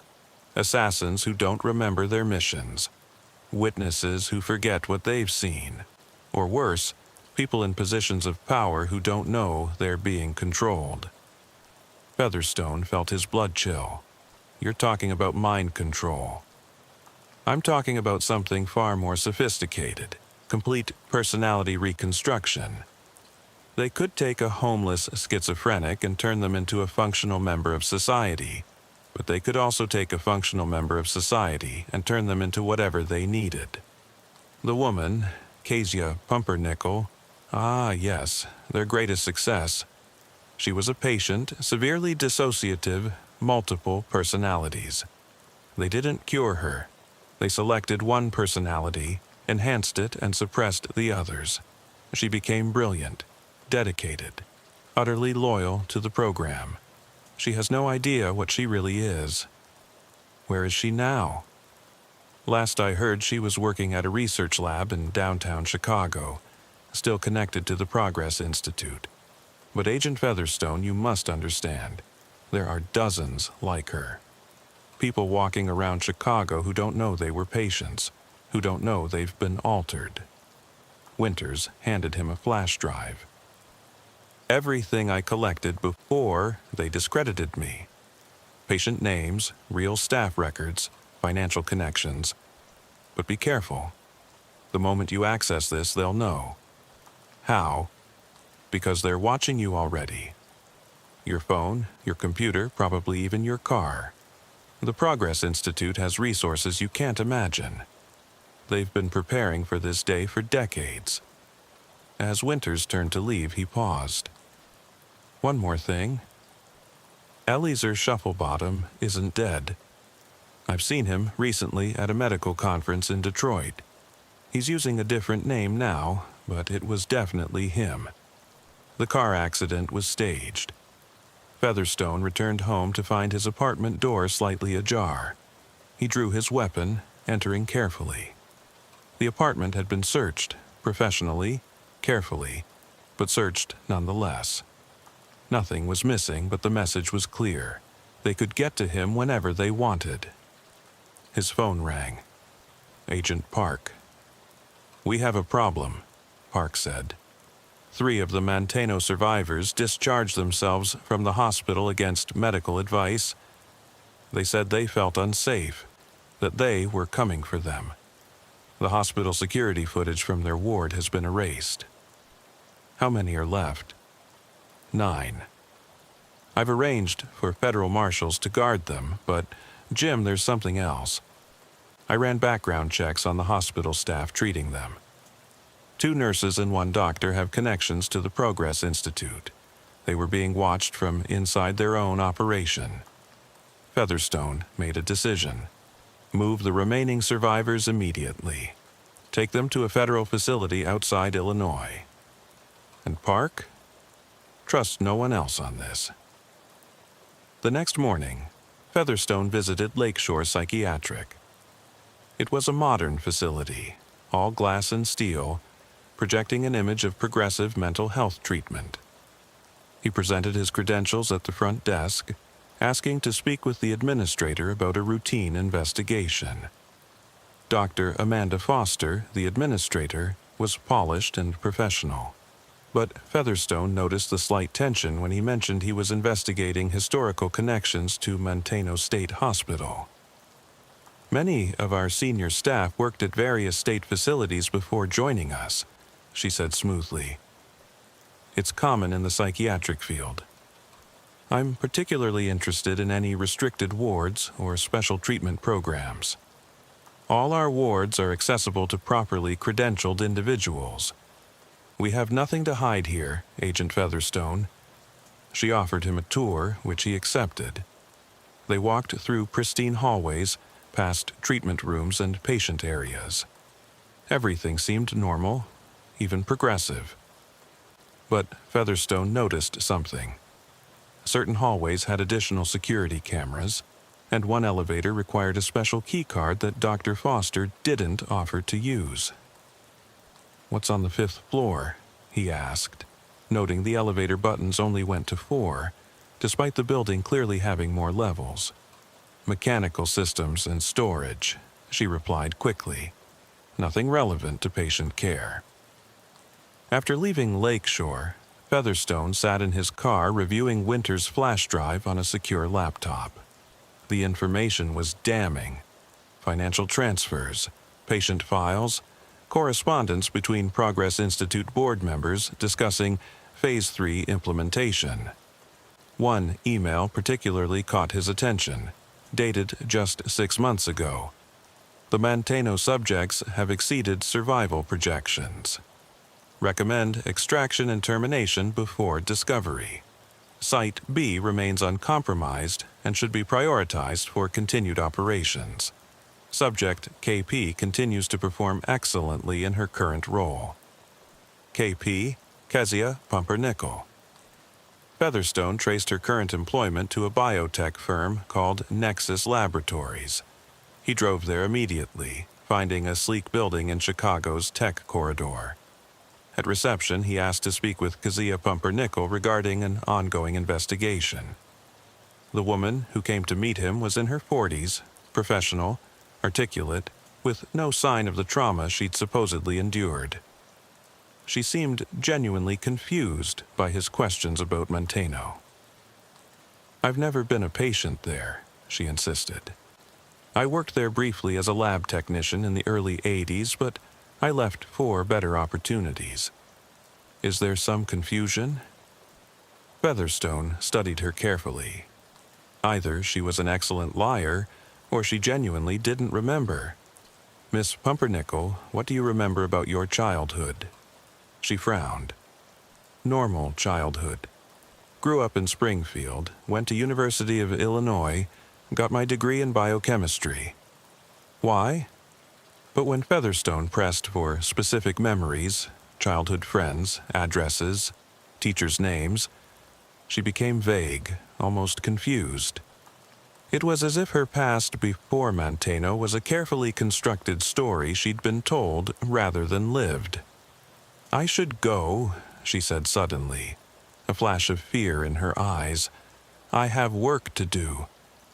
As she left, Featherstone noticed her hands were trembling. Some part of her, buried deep, knew something was wrong. That evening, Featherstone received an urgent call. One of the Manteno survivors, Thomas, had managed to call him from the federal facility. "Agent Featherstone," I remembered something. The dates. They were obsessed with dates. Every 5 years they'd do a major procedure, something they called reinforcement. If Kezia was treated in the early 80s, she'd be due for another session soon. Reinforcement? To maintain the programming. Without it, the original personality starts to resurface. They kept careful schedules. "Check the dates, Agent. Check when each of us was taken." Featherstone pulled up the files. Thomas was right. There was a pattern. Every 5 years, subjects would disappear for a few weeks, then return with no memory of the absence. If Kezia Pumpernickel's last reinforcement was 5 years ago, she was overdue. His phone buzzed with a text from an unknown number. "She's remembering. Site B, tonight. Come alone if you want to save her." It was obviously a trap, but if Kezia was beginning to remember her true past, she was in immediate danger. The Progress Institute wouldn't allow their prize success to become a liability. Featherstone called Park. "I need you to get a warrant for Lakeshore Psychiatric. Full search, including all restricted areas. Have a full tactical team ready, but don't move until I give the signal." "Jim, what are you planning?" "I'm going to Site B. If I don't contact you by 3 a.m., raid the place." He drove to Lakeshore as midnight approached. The public parking lot was nearly empty, but he noticed several unmarked vans in the staff area. Using lockpicks, he entered through a service door, avoiding the main security cameras. The building was different at night. The pristine medical facility took on a sinister quality in the darkness. Featherstone made his way to the restricted elevator, using a keycard he'd lifted from Dr. Foster's office during the tour. The 5th floor was nothing like the rest of the hospital. The modern facade gave way to older construction, equipment from the 1980s, and the unmistakable smell of fear and antiseptic. He could hear voices ahead, multiple people in conversation. Following the sound, he found himself outside an observation window looking into an operating theater. Inside, Kezia Pumpernickel was strapped to a table, electrodes attached to her head. Standing over her was a man matching the description of Eliezer Shufflebottom, though older, more gaunt. "The degradation is more severe than expected," Shufflebottom was saying to his assistants. "Her original personality is fighting through. We may need to perform a complete reset. That could kill her," one assistant objected, "or leave her catatonic. Better that than having her remember. She knows too much about the early procedures. If she testifies." Featherstone had heard enough. He burst through the door, weapon drawn. "FBI! Everyone step away from the patient." The room erupted in chaos. Shufflebottom grabbed a scalpel, holding it to Kezia's throat. "One more step and she dies." "It's over, Shufflebottom. We have all the evidence from Manteno. We know about all 5 sites. Your Progress Institute is finished." Shufflebottom laughed, a sound devoid of sanity. "You understand nothing. We were creating the next evolution of humanity, people free from the constraints of fixed personality, programmable, perfectible. You were torturing innocent people. Innocent! They were broken, schizophrenics, depressives, the dregs of society. We gave them purpose, made them useful." Kezia stirred on the table, her eyes opening. When she spoke, her voice was different, younger, more fragmented. I remember. Oh God, I remember everything. The surgeries, the drugs, the way they took us apart and put us back together wrong. Shut up. Shufflebottom pressed the scalpel harder against her throat. Doctor, please, another voice said from the doorway. Nurse Penina Bodsworth entered, alive despite the reports of her death. Enough. Too many have suffered. You... Shufflebottom turned to her in rage. You were supposed to be in Site D. I escaped years ago, she said. I've been hiding, documenting everything, waiting for someone like Agent Featherstone to finally listen. It's over, Doctor. Let her go. For a moment, Shufflebottom wavered. Then, with a snarl of defeat, he dropped the scalpel and stepped back. Featherstone immediately restrained him while calling for backup. Within minutes, the tactical team swarmed the building. They found 17 more patients in hidden rooms on the 5th floor, all in various stages of personality modification. Some had been there for years, listed as deceased in official records. As paramedics treated Keziah, she grabbed Featherstone's hand. There are more of us out there. Dozens who don't know what they are. The Progress Institute kept perfect records. They're in a safe in Dr. Foster's office, behind the painting of Lake Michigan. The safe was exactly where she said it would be. Inside were files on 43 individuals who'd been successfully integrated into society after personality reconstruction. They included a state senator, 2 judges, a police commissioner, and several prominent business people. The scandal that erupted made national news. The Progress Institute's board members were arrested, their assets frozen, their medical licenses revoked. Lakeshore Psychiatric was shut down pending investigation, and similar investigations were launched at medical facilities across Illinois. But for Featherstone, the hardest part was telling the 43 successes the truth about themselves. Some refused to believe it. Others broke down completely, their carefully constructed personalities fragmenting. A few, like Keziah, chose to undergo therapy to try to recover their original selves, though the doctors warned that complete recovery might be impossible. Dr. Eliezer Shufflebottom was charged with multiple counts of kidnapping, torture, and human experimentation. During his trial, he showed no remorse, insisting that history would vindicate his vision of controllable human consciousness. He was sentenced to life in federal prison, where he continued to write rambling manifestos about the future of human evolution. The weeks following Shufflebottom's arrest were a whirlwind of investigations, testimonies, and revelations.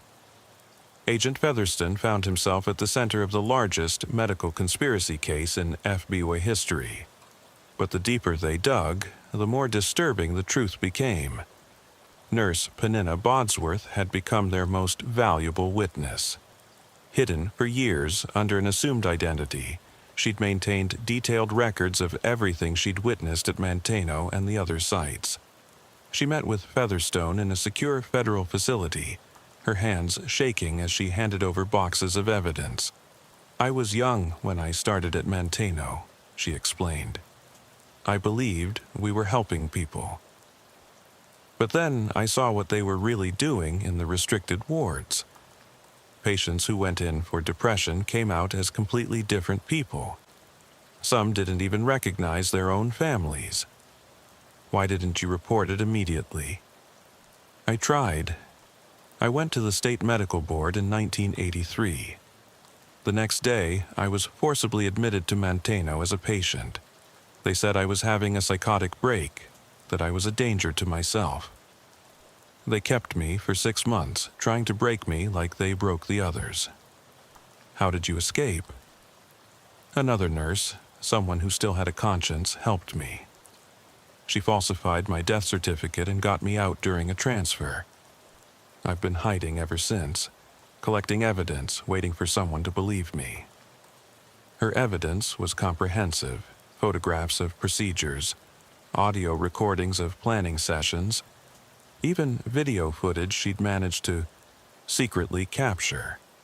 One video showed Shufflebottom and his team operating on a conscious patient, the person screaming as they performed what Shufflebottom called personality excision. They believed trauma was the key, Bodsworth explained. Extreme trauma could shatter a personality, allowing them to rebuild it however they wanted. They refined the process over the years, making it more precise, more controllable. The investigation expanded beyond Illinois. Similar programs were discovered in psychiatric facilities in Michigan, Wisconsin, and Indiana. The network was vast, interconnected, and had been operating for decades. Each facility had been experimenting with different aspects of personality modification, sharing results through the Progress Institute. Featherstone received a call from Dr. Patricia Huang at Northwestern. "Agent, we've been treating the Manteno survivors, and we've discovered something. Their brain chemistry has been fundamentally altered. Whatever was done to them, it's created permanent changes. Some are showing signs of multiple personality fragments that were suppressed but not eliminated. Can you help them?" "We're trying, but it's like attempting to reconstruct a shattered mirror. We can put pieces together, but the original image is lost." One survivor, Margaret, had been making progress in therapy when she suddenly began speaking in a different voice. Younger, more educated, with detailed medical knowledge she shouldn't possess. "I'm not Margaret," the voice said during a recorded session. "I'm Dr. Emily Harrison. I was a psychiatrist at Manteno. They made me into her, into Margaret, when I tried to expose them. I've been trapped inside her mind for 20 years, watching, unable to speak until now." The revelation sent shockwaves through the investigation. If they could completely overwrite one person's personality with another, how many of the patients were actually former staff members who'd been punished for dissent? Featherstone obtained a warrant to exhume bodies from the Manteno Cemetery, where patients who died at the facility were buried. The forensic examination revealed that several graves supposedly containing patients actually held the remains of staff members who'd been reported as having resigned or transferred. Meanwhile, the 43 successes living in society were struggling with the revelation of their true identities. State Senator Michael Thompson had publicly denied being a former patient, but when presented with video evidence of his procedures, he broke down during a press conference. "I don't know who I really am," he sobbed on live television. "The person I thought I was, the memories I thought I had, they're all fabricated. My entire life is a lie." 3 of the successes took their own lives within a week of learning the truth, unable to cope with the existential crisis of their manufactured identities. Others formed a support group, trying to piece together their original selves from fragments and medical records. Kezia Pumpernickel had chosen to undergo intensive therapy to recover her original personality. The process was agonizing, each session bringing back memories of trauma and experimentation. She met with Featherstone regularly, providing insights into the program's methods. "They didn't just change our personalities," she explained. "They programmed us with specific skills, knowledge, even fake memories. I have a complete childhood that never happened, parents who never existed.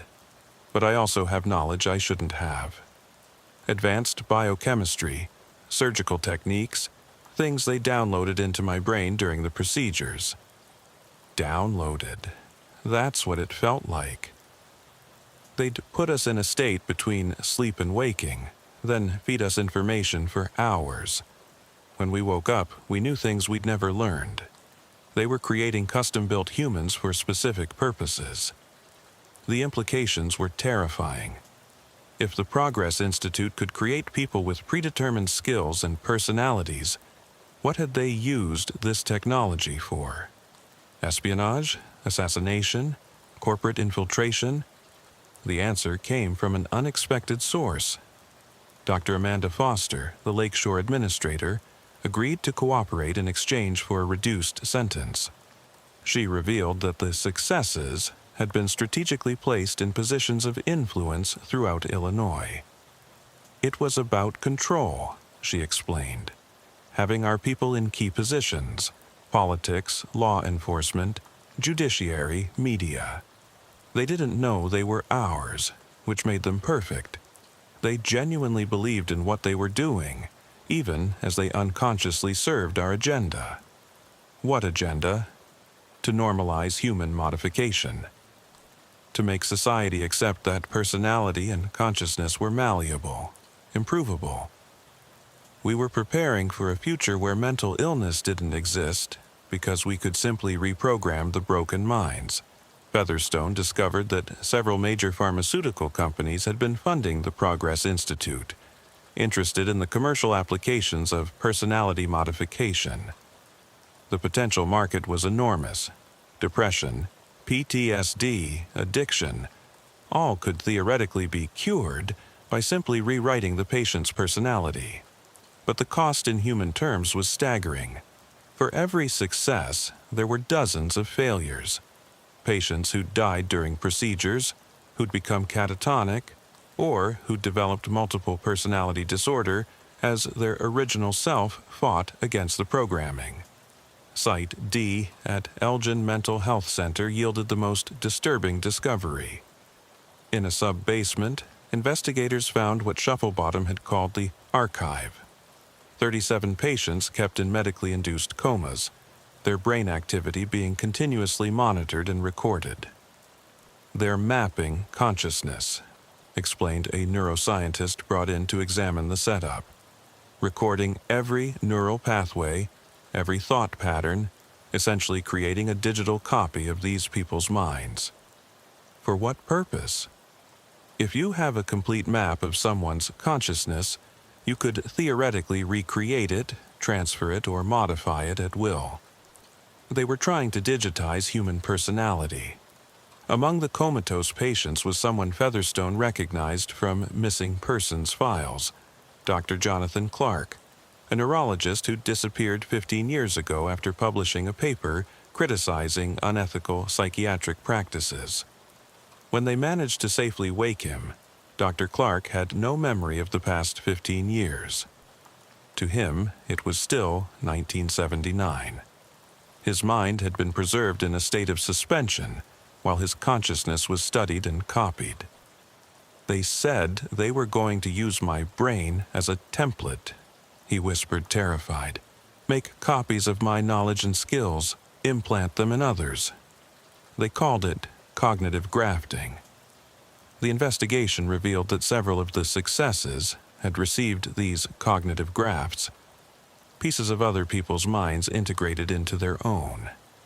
A judge who'd never studied law but somehow knew every legal precedent. A surgeon who'd never attended medical school but could perform complex operations. Featherstone interviewed one such person, a woman named Jennifer Hayes, who'd been a homeless addict before her treatment.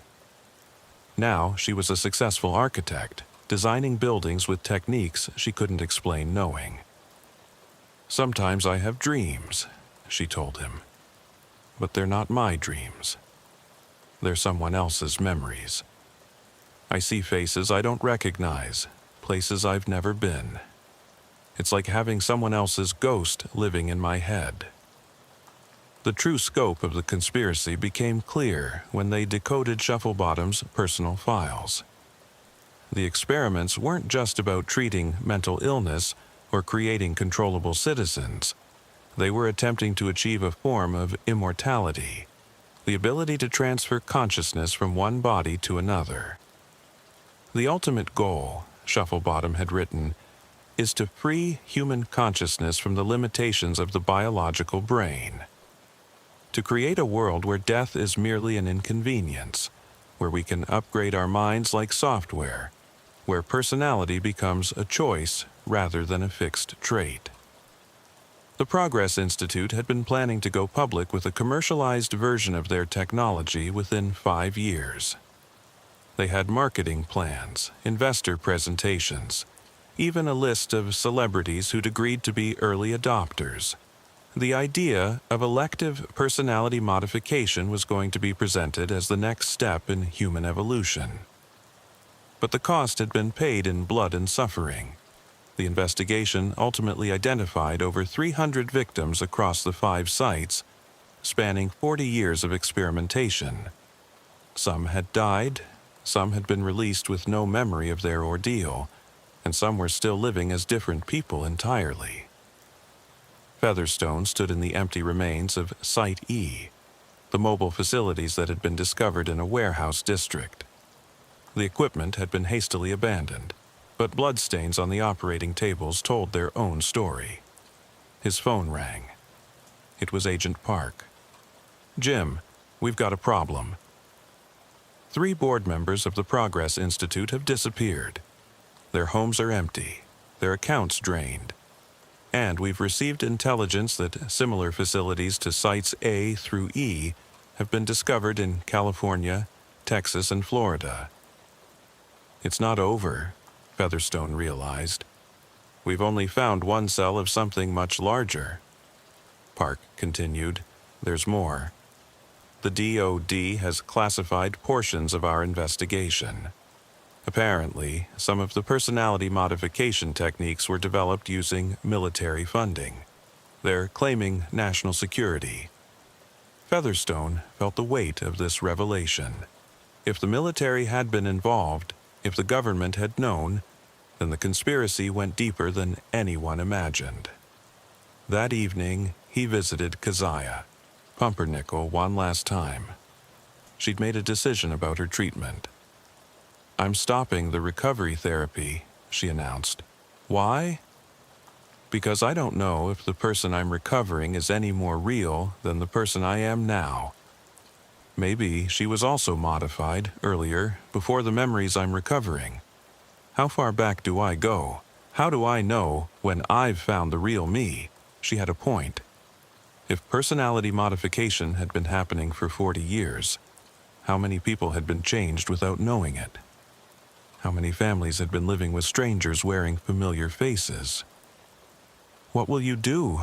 Featherstone asked. "Live with who I am now. Try to build something real from here forward. The past is broken beyond repair, but maybe the future doesn't have to be." As Featherstone left, she handed him a flash drive. "I remembered something else. There's a list of future subjects, people they were planning to take. Politicians, activists, journalists, anyone who might oppose them. You need to warn them." The list contained over 200 names, including several prominent figures in Chicago. Each had a detailed psychological profile and a planned intervention date. Featherstone spent the next weeks warning those on the list, though many didn't believe him until he showed them the evidence. Some went into protective custody. Others hired private security. A few disappeared entirely, afraid of being taken. The trials of the Progress Institute members would continue for years. Shufflebottom was found dead in his cell 6 months into his sentence, supposedly suicide, though no one who knew him believed he was capable of killing himself. His death took many secrets with him. Nurse Penina Bodsworth entered witness protection after testifying. She'd done her duty, she said, but she'd never feel safe again. The knowledge of what humans were capable of doing to each other had broken something in her that could never be repaired. The Manteno survivors were offered lifelong medical care and compensation, though no amount of money could restore their stolen years and identities. Some managed to build new lives. Others remained institutionalized, their minds too fragmented to function in society. The facilities were all closed, their equipment destroyed, their records sealed. But rumors persisted of other sites, other programs, other victims yet to be discovered. Occasionally, someone would report a loved one acting strangely, having memories that didn't match reality, skills they'd never learned. 6 months after the initial raids, Agent Jeduthan Featherstone thought the worst was behind them. The Progress Institute was disbanded, its members imprisoned or fled, and the victims were receiving care. But a phone call at 2 a.m. changed everything. Agent Featherstone? The voice was familiar but strained. It was Keziah Pumpernickel. They're back. They tried to take me tonight. Featherstone was at her apartment within 20 minutes. The door had been forced, furniture overturned, and there were signs of a struggle. Keziah sat in the corner, holding a kitchen knife, her hands still shaking. 3 men, she said. They had medical equipment, syringes. They said it was time for my maintenance. They knew things about the procedures, things that weren't in any of the trial documents. Did you recognize any of them? One voice was familiar. He stayed in the hallway, giving orders. It sounded like, but it can't be. He's dead. Who? Dr. Shufflebottom. I know he died in prison, but I swear it was his voice. Featherstone called for a forensics team and protective custody for Keziah. While waiting, he noticed something strange on her kitchen table. A medical file with her name, but not from any hospital they'd investigated. This was from somewhere called the Ascension Institute, dated just 1 week ago. I've never heard of the Ascension Institute, Keziah said, reading through the file. But according to this, I've been a patient there for years. They have detailed records of procedures I don't remember, appointments I never attended. The file contained something else. Photographs of Keziah in a medical facility, unconscious on an operating table. The metadata showed they were taken 3 days ago, when Keziah was definitely at work in her lab. That's impossible, she breathed. I was presenting at a conference 3 days ago. There are hundreds of witnesses, unless there was more than one Keziah Pumpernickel. Featherstone immediately called the federal prison where Shufflebottom had died. The warden confirmed the death, even sent the autopsy report. But when Featherstone requested DNA confirmation, the warden went quiet. The body was cremated immediately after the autopsy, he admitted. Family request. Shufflebottom had no family. The request came from his medical proxy, a Dr. Cornelius Blackwood. Blackwood. The name appeared nowhere in their investigation. Featherstone ran it through every database, finding only one match, a psychiatrist who'd supposedly died in 1962, founder of an experimental psychiatric institute that had been closed for unethical practices. The Ascension Institute's address led to a modern medical building in Schaumburg, a Chicago suburb. Featherstone assembled a team for surveillance, but what they found defied explanation. The building was fully operational, with doctors, nurses, and patients coming and going. It had been there for years, according to local businesses, yet it appeared in no official records. How is this possible?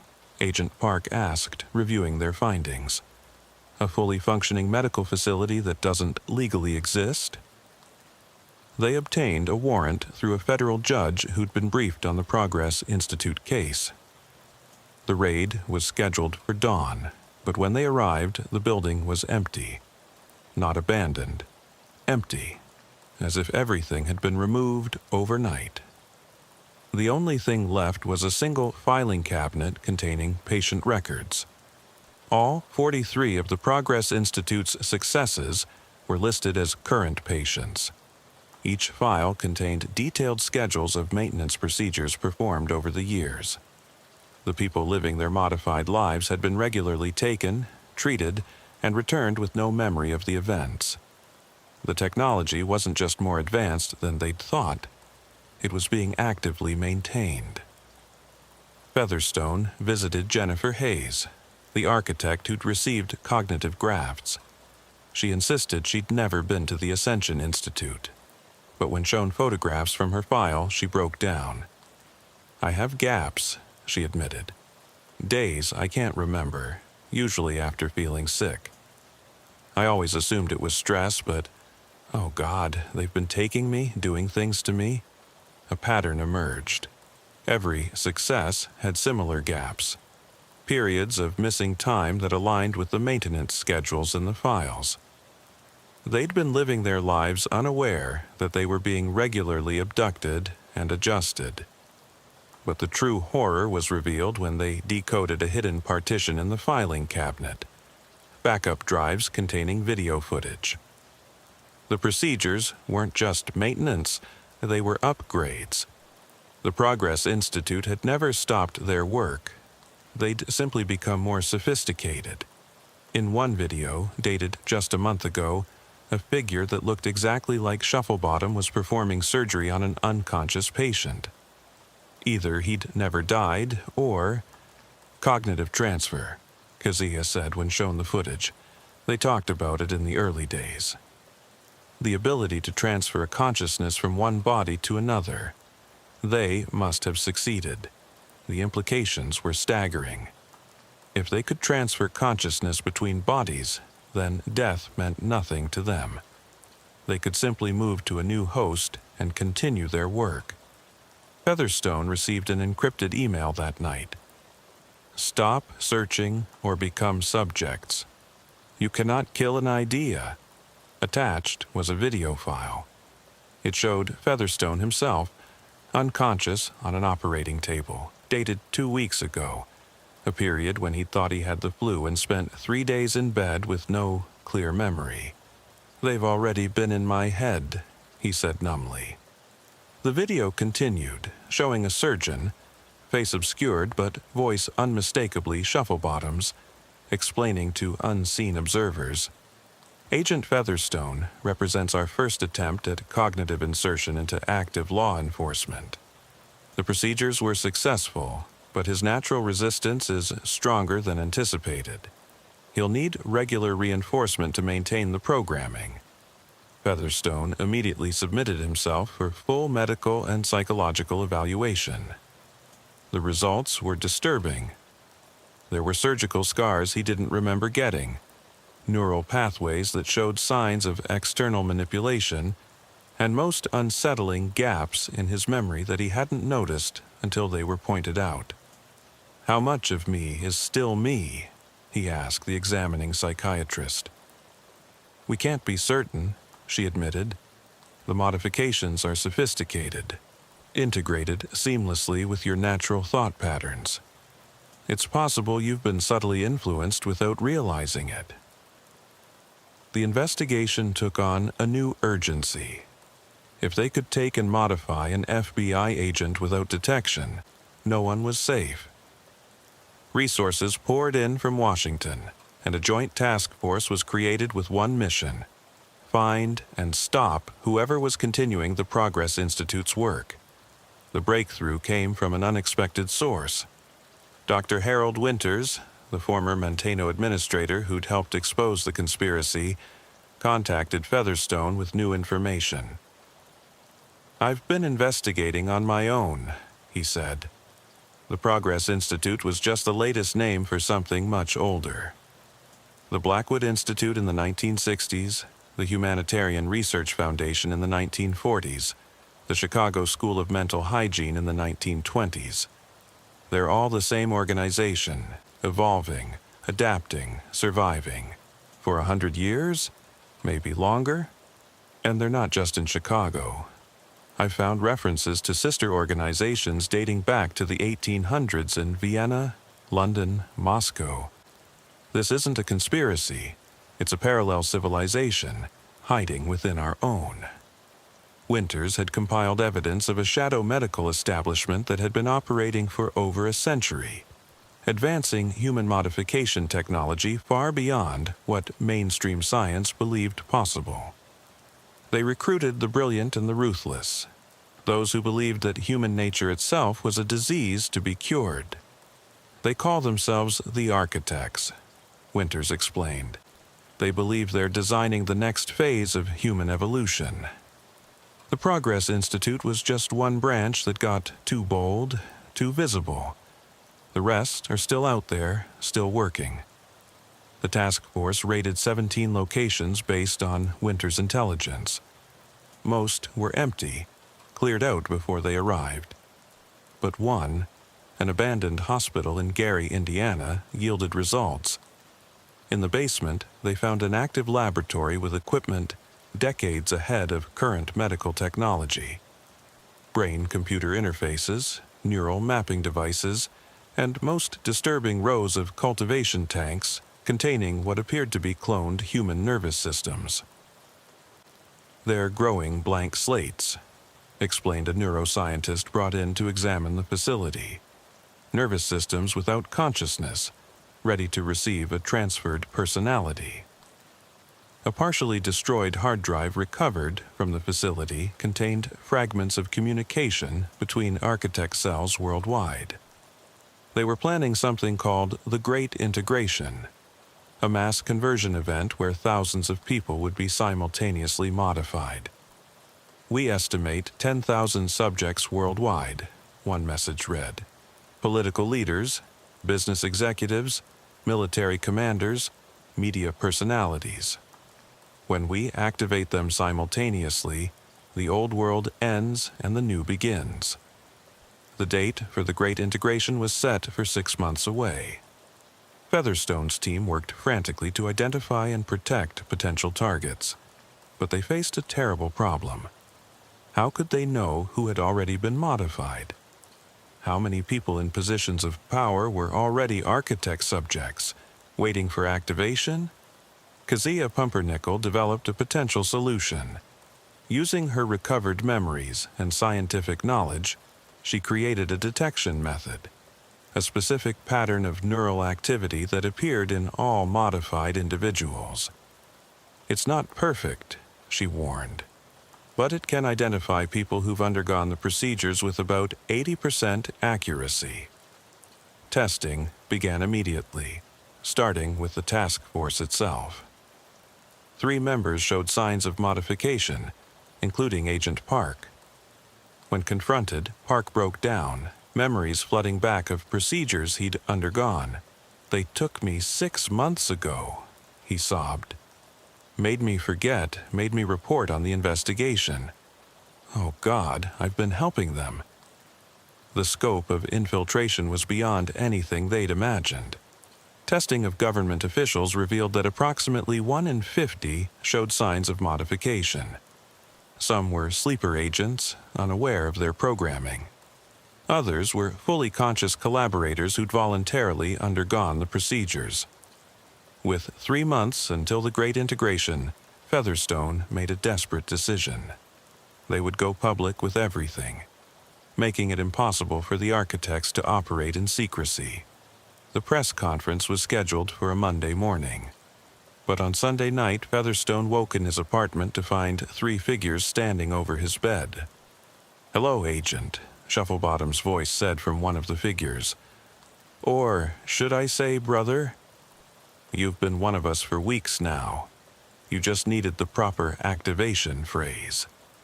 Shufflebottom spoke a series of words in a language Featherstone didn't recognize, and suddenly his mind split. He could feel another personality, implanted and dormant, trying to surface. "No," he gritted out, fighting against the programming. "Resistance is expected," Shufflebottom said calmly, "but ultimately futile. The version of you we created is superior in every way. Let him emerge." Featherstone struggled, his mind feeling like it was tearing apart. But then he remembered something Keziah had told him. The programming required the subject to surrender, to stop fighting. As long as he maintained his will to resist, his original personality couldn't be overwritten. He grabbed the gun from his nightstand, not aiming at the intruders but at himself, pressing it to his temple. "If you activate the programming, I'll pull the trigger," he gasped. "Your superior version dies with me." Shufflebottom hesitated. They needed Featherstone alive to stop the investigation, to misdirect the task force. A dead FBI agent would only intensify the search. "You're making a mistake," Shufflebottom said. We're offering transcendence, evolution, freedom from the limitations of fixed identity. You're offering slavery, Featherstone replied. Puppets dancing to your design. Then you've chosen obsolescence, Shufflebottom said sadly. The great integration will proceed with or without you. Humanity's childhood is ending, Agent Featherstone. Those who refuse to grow will be left behind. They left, disappearing into the night. Featherstone immediately triggered all emergency protocols, sending every piece of evidence to media outlets worldwide before they could be stopped. By morning, the story was everywhere. The architect's existence was exposed, their plans revealed. Panic gripped major cities as people demanded testing to know if they'd been modified. Governments launched investigations. Medical facilities were scrutinized, and anyone with unexplained gaps in their memory sought evaluation. The great integration never happened. With their secrecy blown, the architects scattered. Some were caught, others vanished into new identities. Shufflebottom was never found, though reports of a man matching his description came from various countries over the following years. The technology was classified and locked away, deemed too dangerous for any application. But the knowledge couldn't be unlearned. The techniques existed, waiting for someone else to rediscover them, to believe they could improve upon human nature itself. Featherstone underwent intensive therapy to identify and isolate the implanted personality. It took months, but eventually the foreign thoughts were contained, though never fully removed. He lived with the constant awareness that another version of himself existed in his mind, dormant but present. Keziah Pumpernickel became a leading expert in detecting and treating cognitive modification. She established a foundation to help victims recover their original identities, though she admitted that complete recovery was impossible. We're all changed by our experiences, she said. The question isn't whether we're our authentic selves, but whether we're the selves we choose to be. Years passed. The architect facilities were destroyed, their members imprisoned or vanished. But occasionally, someone would report strange dreams, memories that weren't their own, skills they'd never learned. The technology had been released into the world, and like all dangerous knowledge, it couldn't be completely contained. Featherstone retired early, unable to trust his own mind completely. In his final report, he wrote, "We stopped them this time. But the idea persists that humanity is a rough draft to be edited, that consciousness is software to be programmed. Someone will try again. They always do." He was right. 5 years later, a new company in Silicon Valley announced breakthrough technology in treating mental illness through personality optimization. Their techniques seemed remarkably advanced, their results unprecedented. Their founder was a young neuroscientist named Dr. Sarah Blackwood, who claimed no relation to the historical Cornelius Blackwood. But those who'd fought the architects recognized the patterns, the philosophy, the dangerous promise of human perfectibility. The work, as they always said, continued. FBI Special Agent Mahershala Hashbaz. Thistlebottom had seen many disturbing cases during his 15 years with the Bureau, but the call that came on a humid August morning in 1997 would lead him into the darkest investigation of his career. The call was from Chicago Memorial Hospital's chief of surgery, Dr. Robert Marshall. His voice was tense, barely controlled. "Agent Thistlebottom, we need federal involvement immediately. We've discovered discrepancies in our organ donation program that suggest, God, I can't even say it over the phone. Can you come to the hospital?" Thistlebottom arrived within the hour at the sprawling medical complex on Chicago's North Side. Dr. Marshall met him in a private conference room, along with the hospital's legal counsel and head of security. Their faces were grave. 3 days ago, Dr. Marshall began, one of our transplant coordinators noticed something unusual. A liver that was supposed to come from a deceased donor in Milwaukee never arrived, but our records showed it had been successfully transplanted here. A paperwork error? That's what we thought. But when we investigated further, we found 17 similar cases over the past 2 years. Organs that were supposedly donated and transplanted, but with no record of the actual donors dying. You're saying, we don't know what we're saying, the legal counsel interrupted. But either our records are catastrophically wrong, or someone is sourcing organs through alternative means.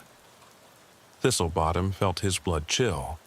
Organ trafficking was one of the most heinous crimes imaginable, but it was typically associated with third-world countries, not premier American hospitals.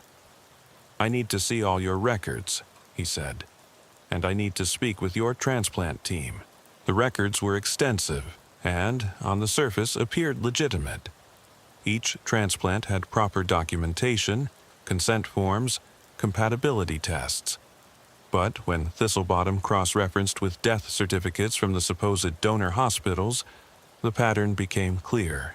The donors didn't exist. He interviewed the transplant coordinators first. Most were shocked by the revelations, but one, a nervous woman named Patricia, mentioned something interesting. There's this surgeon, Dr. Bathsheba Higginbotham. She handles a lot of our emergency transplants, the ones that come in during off hours. She always has amazing success rates finding compatible organs quickly. Dr. Bathsheba Higginbotham's personnel file revealed an impressive career. Harvard Medical School, residency at Johns Hopkins, and a specialty in transplant surgery that had made her one of the most sought-after surgeons in Chicago. She primarily worked with wealthy private patients who paid premium prices for her services. Thistlebottom arranged to interview her, but when he arrived at her office, her assistant informed him that Dr. Higginbotham had suddenly taken a leave of absence for a family emergency. When did she leave? Thistlebottom asked. This morning, right after Dr. Marshall's meeting about the investigation. Suspicious timing. Thistlebottom obtained a warrant for Dr. Higginbotham's office and home. Her office was meticulously clean, almost suspiciously so. But in a locked drawer, they found a second set of patient files, ones that didn't match the official hospital records. These files contained photographs of patients Thistlebottom recognized from missing persons reports. Young, healthy individuals who'd vanished from Chicago's streets over the past 2 years. Next to each photo was detailed medical information: blood type, tissue compatibility markers, organ viability assessments. She was cataloging them, Agent Patricia Williams, Thistlebottom's partner, said in horror. Like inventory. Dr. Higginbotham's apartment was empty, but not abandoned. Clothes were missing, toiletries gone, but larger items remained. She'd fled in a hurry, but with planning. On her home computer, which she'd attempted to wipe, forensic specialists recovered fragments of encrypted communications. The messages were coded, but referenced merchandise, delivery schedules, and client requirements. One partially recovered message mentioned a contact named Nebuchadnezzar Snodgrass and an address in an industrial district on Chicago's south side. The address led to what appeared to be an abandoned medical supply warehouse. But surveillance revealed activity at night. Vans coming and going, people in medical scrubs moving equipment. Thistlebottom assembled a tactical team for a raid. They entered at 3 a.m., expecting to find a storage facility. Instead, they found a fully operational surgical center hidden behind the warehouse facade. 3 operating rooms, recovery areas, and most horrifying, a holding area with 12 people in various states of sedation. The victims were all reported missing persons: homeless individuals, undocumented immigrants, People society wouldn't immediately miss. They were being kept alive, healthy, waiting, living organ banks for whoever could pay. One victim, barely conscious, grabbed Thistlebottom's arm. "Please," she whispered. They said I was being saved, that I was sick. But I wasn't sick. They made me sick." The woman's name was Maria Gonzalez, reported missing 6 weeks earlier. Her medical chart, found at the facility, showed she was being prepared for kidney removal. The recipient was listed only as Private Client 47. As paramedics evacuated the victims, Thistlebottom's team found something else: a refrigerated room containing organs in transport containers, each labeled with destination hospitals. Not just Chicago Memorial, but prestigious hospitals across the Midwest. The network was vast. In an office area, they discovered detailed records of the operation. Hundreds of donors over 5 years, their organs sold to desperate patients who asked no questions about the source. Prices ranged from $50,000 for a kidney to $250,000 for a heart. The organization had made millions, but Dr. Higginbotham was nowhere to be found. Security footage showed her at the facility just hours before the raid, apparently warned by someone. The investigation had a leak. Thistlebottom returned to Chicago Memorial to dig deeper. If Dr. Higginbotham had been warned, she had allies in the hospital. He began reviewing security footage, looking for patterns, connections. That's when he noticed something odd. Several transplant surgeries performed at night had extra personnel present. People in surgical attire who weren't on the official surgical team.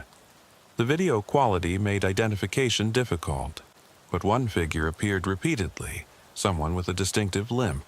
Cross-referencing with employee records, Thistlebottom identified the figure as Walter Kowalski, a janitor who'd worked at the hospital for 20 years. When questioned, Kowalski initially denied everything. But when shown the video evidence, he broke down. "I just cleaned up after," he sobbed. "They paid me to keep quiet, to make sure there was no evidence. I needed the money. My wife, she's sick, and insurance wouldn't cover her treatment." Who are they? Dr. Higginbotham had partners. Other doctors, administrators, even some cops. They called themselves the Harvest Collective. They said they were saving lives, that the people they took were worthless anyway, that their organs would go to productive members of society. The twisted utilitarian logic made Thistlebottom sick. They were playing God, deciding who deserved to live based on social value. Kowalski provided names, and the scope of the conspiracy became clear. 3 other surgeons at Chicago Memorial, 2 administrators, and horrifyingly, a detective in Chicago PD's Missing Persons Unit who'd been misdirecting investigations. But the most shocking revelation came when Kowalski mentioned the clients. They weren't all sick, he said. Some needed transplants to survive. But others were healthy. They wanted upgrades, younger organs to extend their lives. There's this whole underground market for enhancement surgery. Enhancement? Rich people paying for younger hearts, lungs, kidneys, not because theirs are failing, but because they want to live longer. Dr. Higginbotham called it preventive replacement. She said it could add 20 years to someone's life. The victim list Thistlebottom compiled was heartbreaking. Over 200 people, all from society's margins, harvested for their organs. Some had survived the initial organ removal only to die from complications. Others had been kept alive for multiple harvests. A kidney first, then liver tissue, bone marrow, whatever could be taken without immediately killing them.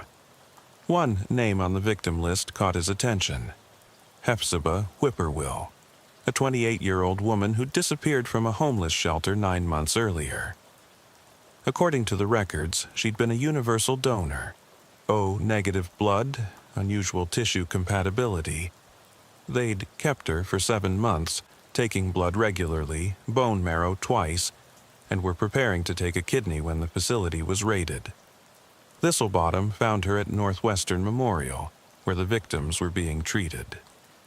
She was traumatized but coherent, and her testimony would prove crucial.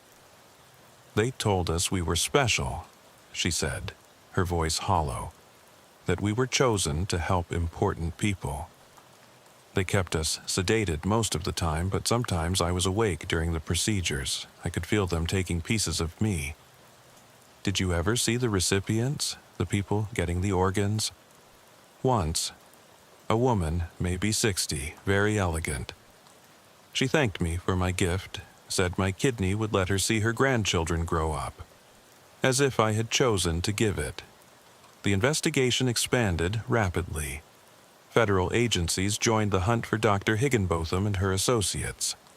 The Harvest Collective's financial records, recovered from encrypted servers, revealed payments from some of Chicago's wealthiest families. CEOs, politicians, celebrities, people who'd publicly received transplants with supposedly legitimate donors. One name stood out, City Councilman James Morrison, who'd received a heart transplant 6 months earlier. The official story was that the heart came from a motorcycle accident victim. But the Harvest Collective's records showed it came from a 22-year-old homeless veteran named Marcus Thompson, who'd been specifically selected for his healthy heart and compatibility with Morrison. When questioned, Morrison initially maintained his innocence, claiming he'd trusted his doctors. But when presented with evidence of a $300,000 payment to an account linked to the Harvest Collective, made just days before his surgery, he hired a lawyer and stopped talking. The media frenzy was immediate and intense. Every transplant performed in Chicago over the past 5 years was scrutinized. Families who thought their loved ones had been saved by generous donors learned the horrific truth about the source of the organs. But Dr. Higginbotham remained at large. Interpol was alerted. Borders were watched, but she seemed to have vanished completely. Then, 2 weeks after the raid, Thistlebottom received a package at his office. No return address, but postmarked from Mexico City. Inside was a flash drive and a note in elegant handwriting. "Agent Thistlebottom, you see only crime where I see necessity. Every year, thousands die waiting for organs while others die with perfectly viable organs unharvested. I simply corrected this inefficiency. The people I selected were contributing nothing to society. In death, or near death, they finally had value. Their sacrifice saved productive members of society, doctors, teachers, parents. Who are you to say this was wrong? The Harvest Collective was just the beginning. This practice exists worldwide, will continue to exist, because the demand will never cease. You've stopped one operation, but others will take its place. The wealthy will always find ways to extend their lives, and the poor will always be their resource. I've included evidence of other operations in other cities, other countries. Do with it what you will. But know that you're fighting human nature itself, the desire to survive at any cost." Dr. B. Higginbotham. The flash drive contained detailed information about organ harvesting operations in Los Angeles, Miami, New York, and internationally in Brazil, India, and Eastern Europe. It was a global network, and Chicago had been just one node. The information on Dr. Higginbotham's flash drive led to the largest international law enforcement operation in medical crime history. But for Agent Mahershala al-Hashbaz Thistlebottom, the focus remained on Chicago, where the investigation was revealing deeper layers of corruption. 3 weeks after the warehouse raid, a breakthrough came from an unexpected source. A man calling himself Nebuchadnezzar Snodgrass walked into the FBI field office and asked to speak with Thistlebottom directly.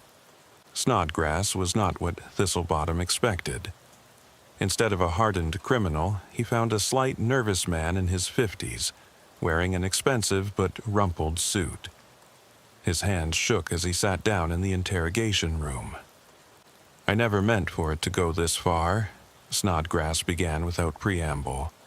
"I'm not a monster, Agent Thistlebottom. I'm a logistics coordinator. I managed transportation, nothing more. Transportation of human organs illegally harvested from murdered victims," Thistlebottom stated flatly.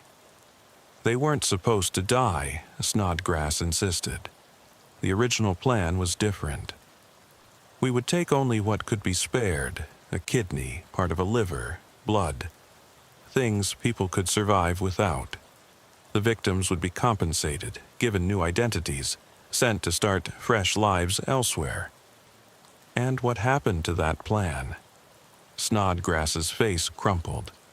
"Greed." Dr. Higginbotham convinced the others that it was inefficient. Why take one kidney when you could take everything? Why risk witnesses when corpses tell no tales? The money was too good, the demand too high. How many people are involved? More than you know. The Harvest Collective is just the Chicago branch. There's a national organization called the Life Extension Network. They coordinate between cities, share resources, protect each other. Snodgrass provided names, addresses, and most importantly, the location of the collective's record storage, a climate-controlled facility in Cicero, disguised as a document management company. He also revealed something that chilled Thistlebottom to the bone. "They have a list," Snodgrass said. "People marked for future harvesting. Not just homeless or vulnerable populations. They've been studying genetic markers, identifying perfect donors for specific clients. Some people on that list don't even know they're being watched, tested, evaluated. Where is this list? Dr. Higginbotham keeps the master copy. But there's a backup at the Cicero facility. The raid on the Cicero facility was conducted that night. Inside, investigators found detailed records going back 15 years. The Harvest Collective had been operating longer than anyone suspected, evolving from a small black market operation into a sophisticated criminal enterprise. The Future Harvest list was horrifying. Over 3,000 names, complete with medical histories obtained through illegal access to hospital databases, genetic profiles from ancestry testing companies that had been hacked, and surveillance notes on daily routines. Some entries had optimal harvest dates listed, when the person would be most vulnerable, least likely to be immediately missed. One entry made Thistlebottom's blood freeze. His own name was on the list, along with his blood type, tissue markers, and a note. Federal agent, high-risk target. Valuable for multiple clients seeking law enforcement biological markers for immunity research. They weren't just harvesting organs anymore. They were harvesting specific biological traits, antibodies from people who'd survived certain diseases, stem cells from young athletes, brain tissue from intellectuals. It was a grotesque catalog of human biological resources. The investigation team immediately began contacting people on the list, warning them of the danger. Many didn't believe it at first. The idea that they'd been marked for organ harvesting seemed like paranoid fantasy. But when shown the detailed surveillance notes about their lives, most accepted protective custody. Meanwhile, financial forensics revealed the collective's money trail. Payments had come from offshore accounts linked to shell companies, but patient investigators traced them back to their sources. The client list read like a who's who of wealthy Americans seeking to cheat death.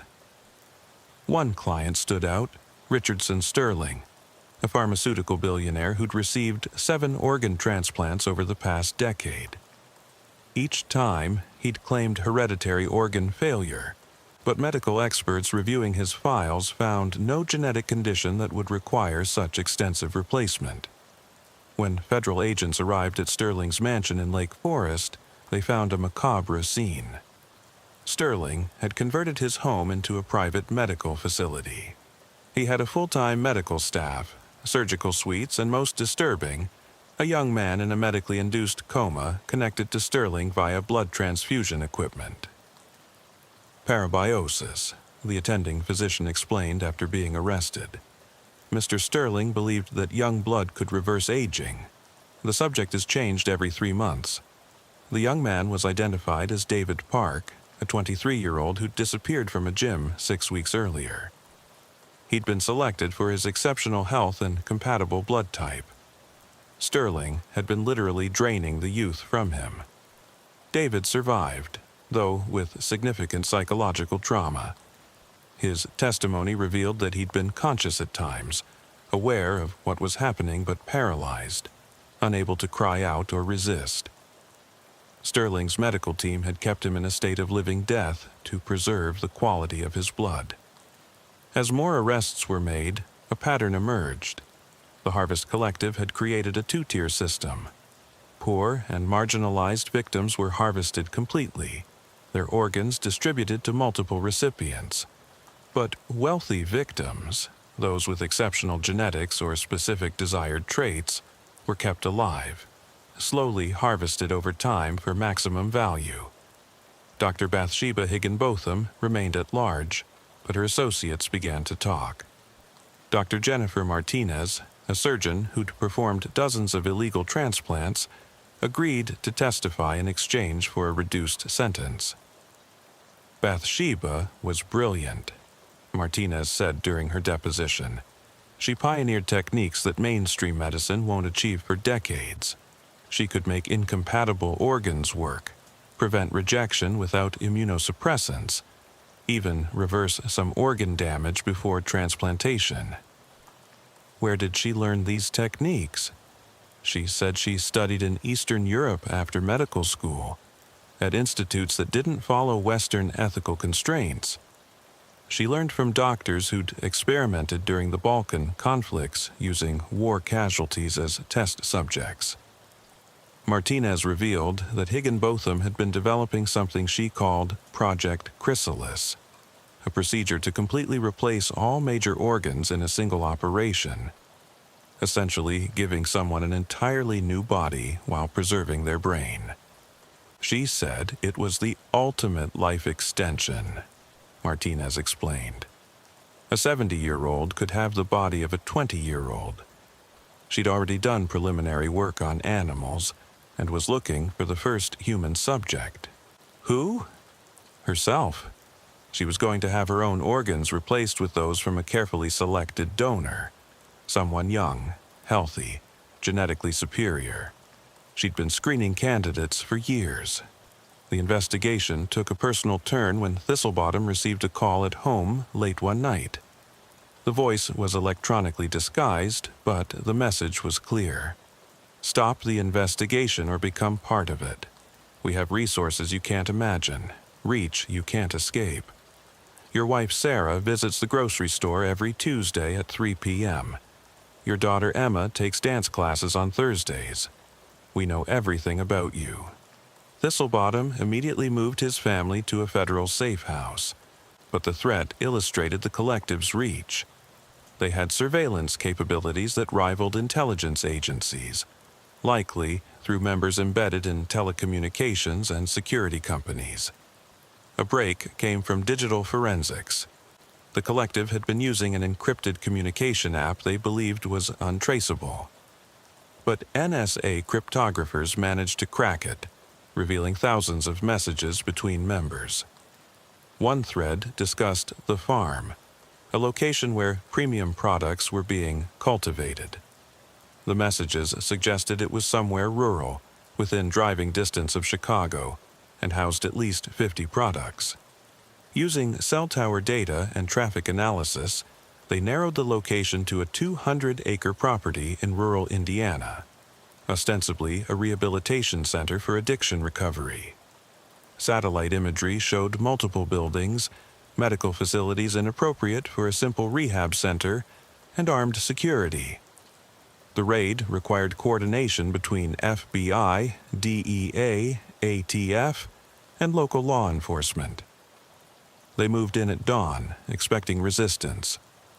What they found exceeded their worst expectations.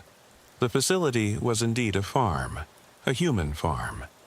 53 people, all young and healthy, were being kept in a state of controlled wellness. They exercised daily, ate carefully managed diets, received regular medical care, all to maintain the quality of their organs. But these weren't kidnapped victims, at least not in the traditional sense. They'd been recruited from addiction centers, homeless shelters, and psychiatric facilities with promises of free treatment and a fresh start. Once there, they were told they were part of a medical study, that they were helping advance transplant science. Many had been psychologically conditioned to believe they were volunteers, heroes even, future saviors of important people. The conditioning was so complete that some resisted rescue, insisting they needed to stay to complete their mission. Among them was a young woman named Rebecca Foster, whose journal provided insight into the psychological manipulation. Day 43, the doctors say, "I'm special, that my organs could save a dozen lives. They've shown me videos of children dying without transplants. How can I be selfish with my body when it could mean so much to others?" Day 98, I've been matched. A mother of 3 needs my liver. Part of it, they say, I'll regenerate. I'm scared but excited. My life will mean something. Day 156. The surgery was postponed. The client found a better match. I'm disappointed. When will it be my turn to be useful? The psychological torture was as severe as any physical harm. These people had been convinced that their only value was in their organs, that their deaths would be more meaningful than their lives. Dr. Marcus Webb, the facility's director, was arrested without incident. He seemed genuinely confused by the charges. "We're saving lives," he insisted. "Every donor here has consented. We provide them with better health care than they've ever received, purpose they've never had. How is this different from military service where young people risk their lives for others?" The twisted logic was consistent throughout the organization. They'd convinced themselves they were heroes, that they were solving the organ shortage crisis through innovative means. The fact that their innovation involved murdering innocent people seemed lost on them. As the facility was processed, investigators found something else, a medical suite more advanced than most hospitals. This was where Dr. Higginbotham had been performing her experimental procedures. Equipment for gene editing, organ modification, even attempts at organ cloning from harvested tissue. A partially destroyed hard drive revealed videos of procedures that looked like science fiction. Organs being modified outside the body, enhanced with synthetic components, made superior to natural organs. Hearts that could beat 200 times a minute without damage, lungs that could process carbon monoxide, kidneys that could filter heavy metals. She wasn't just harvesting organs, a medical examiner said in horror. She was trying to create superhuman ones. One video showed Higginbotham herself, addressing an audience of masked figures, presumably wealthy clients. "Evolution is too slow," she said in the recording. "Natural selection takes millennia, but with directed biological enhancement we can achieve in 1 generation what nature would take 1,000 to accomplish. Those with the resources to afford it will become literally superior to baseline humans." The implications were staggering. This wasn't just organ trafficking. It was an attempt to create a biological caste system, where the wealthy could purchase genetic superiority. Among the facility's records, they found correspondence with biotechnology companies, military contractors, even foreign governments interested in creating enhanced soldiers. The organ harvesting had been funding research into human augmentation on a scale that defied belief. But the most disturbing discovery came from the facility's basement. Behind a concealed door, investigators found a cryogenic storage unit containing 12 bodies in various states of dissection. These weren't victims, they were experiments. Attempts to create what Higginbotham called chimeras, humans with organs from multiple donors, living patchworks of different genetic materials. None had survived more than a few days, but the attempts continued. Each failure was meticulously documented, adjustments made, new attempts planned. It was the methodical work of someone who saw human beings as machines to be optimized. Thistlebottom stood in that cold storage room, looking at the results of unchecked ambition and absent morality. These weren't just murders, they were attempts to redefine humanity itself. The revelations from the farm sent shockwaves through law enforcement and medical communities worldwide. Agent Mahershala Hashbaz Thistlebottom found himself leading an investigation that had expanded far beyond organ trafficking into human experimentation and biological enhancement. But Dr. Bathsheba Higginbotham remained at large, and intercepted communications suggested she was planning something significant. 2 months after the farm raid, a woman was admitted to Rush University Medical Center in Chicago with severe organ failure. She gave her name as Sarah Mitchell, but something about her seemed off to the attending physician, Dr. James Patterson. Her organs were failing, but not naturally, Dr. Patterson later told investigators. It was like they'd been designed to fail, programmed with an expiration date. Blood tests revealed unusual synthetic compounds, similar to those found in victims from the farm. Patterson immediately contacted the FBI. By the time Thistlebottom arrived, Sarah Mitchell was in critical condition but conscious. "I was supposed to be perfect," she gasped through labored breathing. Dr. Higginbotham promised I'd be the future, but the organs, they're rejecting me, or I'm rejecting them. I don't know anymore. Her medical examination revealed the horrifying truth. She'd undergone extensive organ replacement. Heart, lungs, liver, kidneys, even sections of intestine. But these weren't normal transplants. The organs had been modified, enhanced with synthetic components and genetic alterations. Her body was trying to reject them, but immunosuppressants weren't working because the organs weren't entirely biological. "Who are you, really?" Thistlebottom asked gently. "I was Jennifer Liu," she whispered, "a medical student. I volunteered for Dr. Higginbotham's research. She said I'd be the first of a new kind of human, but I'm dying. The enhancements are killing me." Jennifer provided crucial information. Dr. Higginbotham had established a new facility after fleeing Chicago, somewhere in Michigan. She'd gathered a team of researchers who shared her vision of human enhancement through organ modification. They called themselves the Evolution Institute. "She has dozens of volunteers," Jennifer said. "People who believe in her vision. They're all undergoing procedures. She's trying to create a community of enhanced humans." "Where exactly in Michigan?"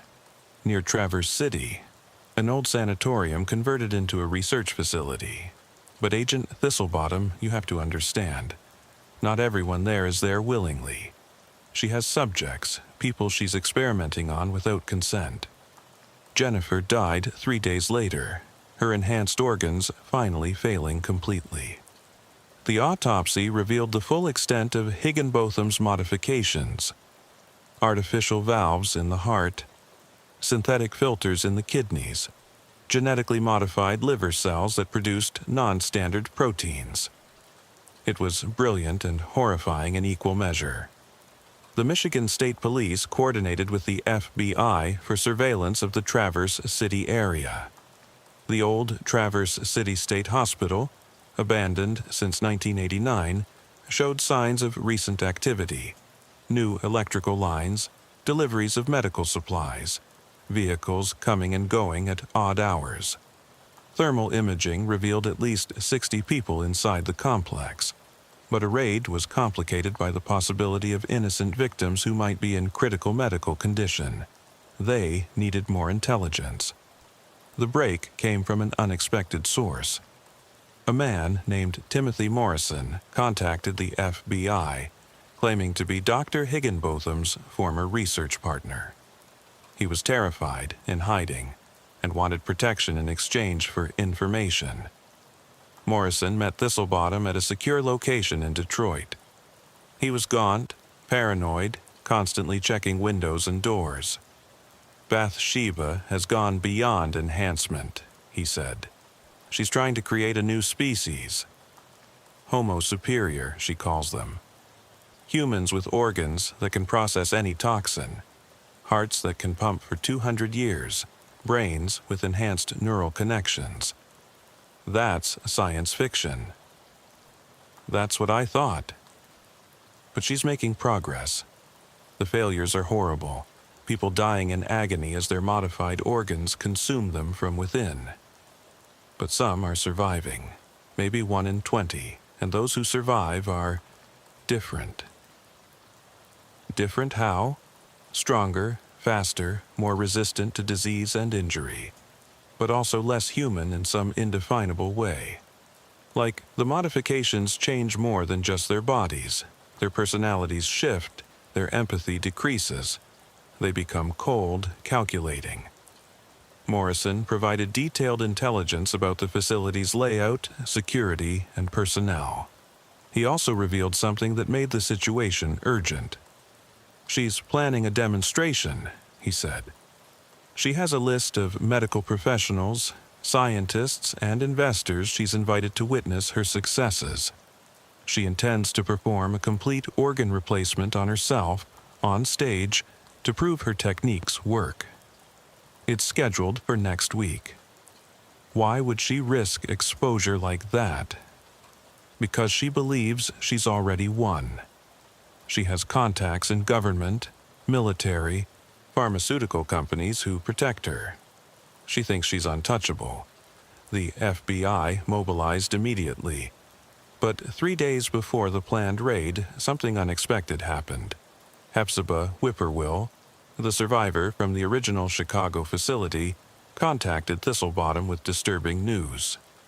"I've been having dreams," she said. "No, not dreams. Memories.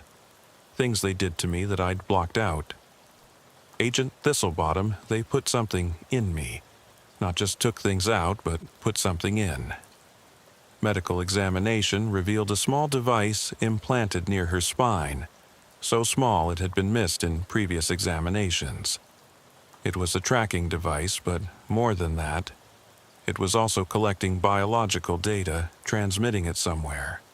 "She's been monitoring me," Hepzibah realized in horror, "studying how my body recovered, using me as a test subject even after I escaped." Technical analysis of the device revealed it was transmitting to a receiver in Chicago.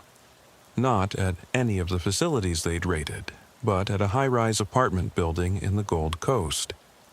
The apartment was registered to a shell company, but surveillance revealed someone was living there. Thistlebottom decided to investigate personally. The apartment's occupant was a woman in her 30s, elegant, professional, who left every morning for a job at a biotech firm. Nothing about her seemed suspicious until facial recognition software made a match that seemed impossible.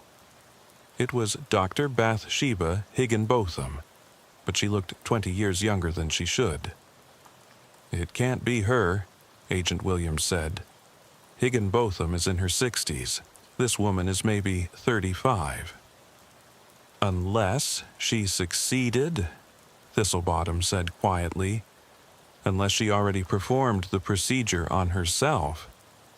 They maintained surveillance while the Michigan raid was prepared. The woman lived a normal life: work, gym, restaurants, but thermal imaging of her apartment revealed medical equipment, refrigeration units consistent with organ storage, and most tellingly, a communication setup linking her to the Michigan facility. The raids were coordinated for the same moment, 4 a.m. on a Thursday morning. In Michigan, tactical teams surrounded the old sanatorium. In Chicago, Thistlebottom led a smaller team to the Gold Coast apartment.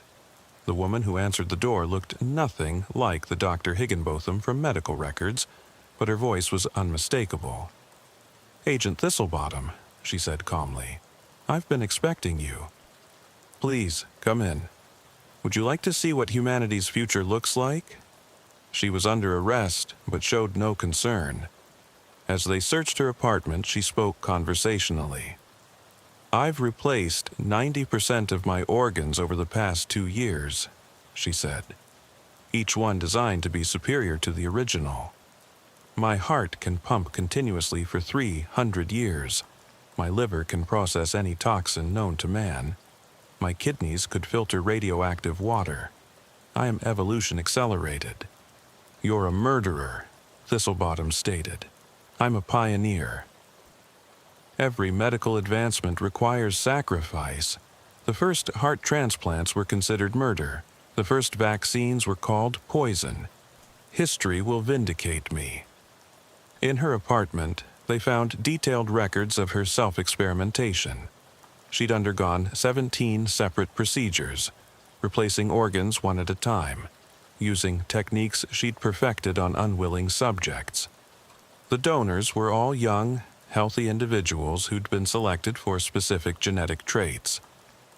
Each organ was chosen from the best possible donor, she explained, as if discussing a shopping trip.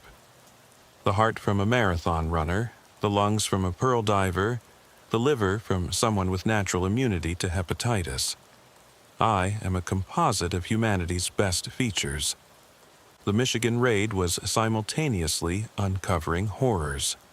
The facility contained 43 volunteers in various stages of enhancement procedures and 18 unwilling subjects kept in medical comas. The volunteers were true believers, convinced that Higginbotham was leading them to transcendence.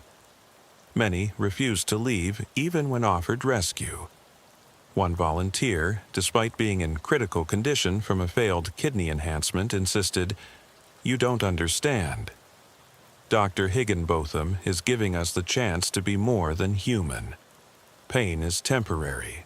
Evolution is forever." The unwilling subjects were different. They'd been homeless individuals, undocumented immigrants, people grabbed from the margins of society. They were being used as test subjects for the most experimental procedures, the ones with the highest failure rates. In the facility's laboratory, investigators found something that defied medical understanding. Dr. Higginbotham had been growing organs, not in the traditional sense of organ cultivation, but creating hybrid organs that had never existed in nature. A liver that also functioned as a secondary heart, lungs that could extract oxygen from water, kidneys that produced stem cells. She was trying to redesign the human body, a medical examiner said in awe and horror, not just improve it, but fundamentally restructure it. Dr. Higginbotham's arrest made international news, but the legal case was complicated. Her volunteers insisted they'd consented to the procedures. Some of the enhanced individuals showed no desire to be cured of their modifications. And most disturbingly, several governments expressed interest in her research for military applications. During her interrogation, Higginbotham showed no remorse. "In 50 years, everyone will be enhanced," she said. "Those who refuse will be evolutionary dead ends. I've simply accelerated the inevitable. You killed innocent people. I transformed them. Their bodies served a purpose greater than they ever could have achieved on their own. A homeless addict's organs saving a brilliant scientist. A criminal's heart beating in the chest of a humanitarian. I gave their lives meaning." Her twisted philosophy had infected others. 3 of her research associates refused to cooperate, insisting they were part of a grander vision. The volunteers formed a support group, but it quickly became apparent they were planning to continue the work. Then came the most disturbing revelation. Analysis of Higginbotham's medical records showed that her brain had also been modified. Not replaced, that was still impossible, but enhanced with synthetic neural pathways and artificial neurotransmitters. She's augmented her own cognition, a neuroscientist explained. Increased processing speed, enhanced memory, possibly even altered consciousness.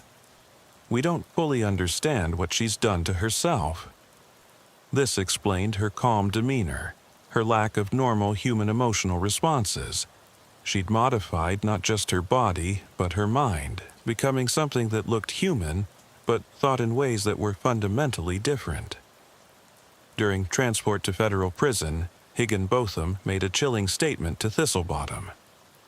"You think you've stopped me, but I'm just one of many. The technology exists now, the knowledge is out there. Others will continue the work. In China, in Russia, in hidden facilities you'll never find. Humanity's evolution has begun, Agent Thistlebottom. You can't stop evolution." The investigation revealed she was right. Similar research was being conducted in at least 12 countries, some with government backing. The organ harvesting had been funding a global movement toward human enhancement, and shutting down one operation barely slowed it. Hephzibah Whippoorwill and other survivors formed an advocacy group, pushing for stricter regulations on organ transplantation and genetic modification. But they faced opposition from those who saw enhancement as the future, including some who'd been Higginbotham's victims but now embraced their modifications. She was evil, Hephzibah said at a press conference. But she was also right about one thing. We can't go back. The technology exists. The question now is how we use it ethically, how we ensure it doesn't require murder and exploitation. The trial of Dr. Bathsheba Higginbotham became one of the most complex legal proceedings in American history. Her defense team argued that she was legally insane, that her self-modifications had altered her brain chemistry to the point where she couldn't distinguish right from wrong. The prosecution, led by federal prosecutor Janet Mills, painted her as a calculating murderer who knew exactly what she was doing. Agent Mahershala Hashbaz Thistlebottom was the key witness, presenting evidence gathered over months of investigation. But during his testimony, something disturbing happened. Dr. Higginbotham, sitting calmly in the defendant's chair, began experiencing what appeared to be organ failure. "It's starting," she said calmly, even as blood began trickling from her nose. "The modifications aren't stable long-term. I estimate I have perhaps 6 months before complete system failure." The court was thrown into chaos. Higginbotham was rushed to a secure medical facility where doctors confirmed her enhanced organs were beginning to break down at the cellular level. The synthetic components were being rejected, the genetic modifications causing cascading failures. "I miscalculated," she told Thistlebottom during a bedside interview. "The human body has limits I didn't account for. But my successors will learn from my mistakes." "What successors?" She smiled, a chilling expression on her increasingly gaunt face. "You don't think I was working alone, do you? I trained dozens of surgeons in my techniques. They're out there, improving on my work." The investigation suddenly took on new urgency. Using Higginbotham's communications and financial records, the FBI identified 17 doctors worldwide who'd trained under her. Most had returned to their home countries, Russia, China, Brazil, South Africa, where they were continuing the research legally or in legal gray areas. But 3 remained in the United States, working under assumed identities. The manhunt for them led to a series of raids across the country, uncovering smaller but equally disturbing operations.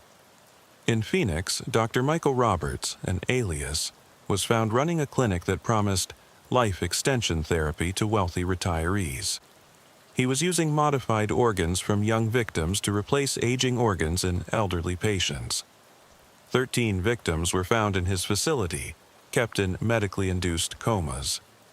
In Seattle, Dr. Sarah Kim, another alias, had been targeting specific ethnic groups, believing that certain genetic populations had superior organs for harvesting. Her operation was smaller but more insidious, as she'd been working as a legitimate transplant surgeon while secretly selecting victims from her patient lists. In Boston, the most disturbing discovery was made.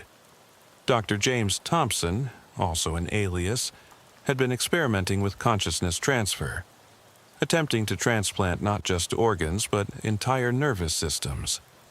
His failures had resulted in 17 deaths, each victim experiencing what survivors described as consciousness fragmentation before dying in agony. Back in Chicago, Hepzibah Whippoorwill had become an unexpected leader in the survivor community.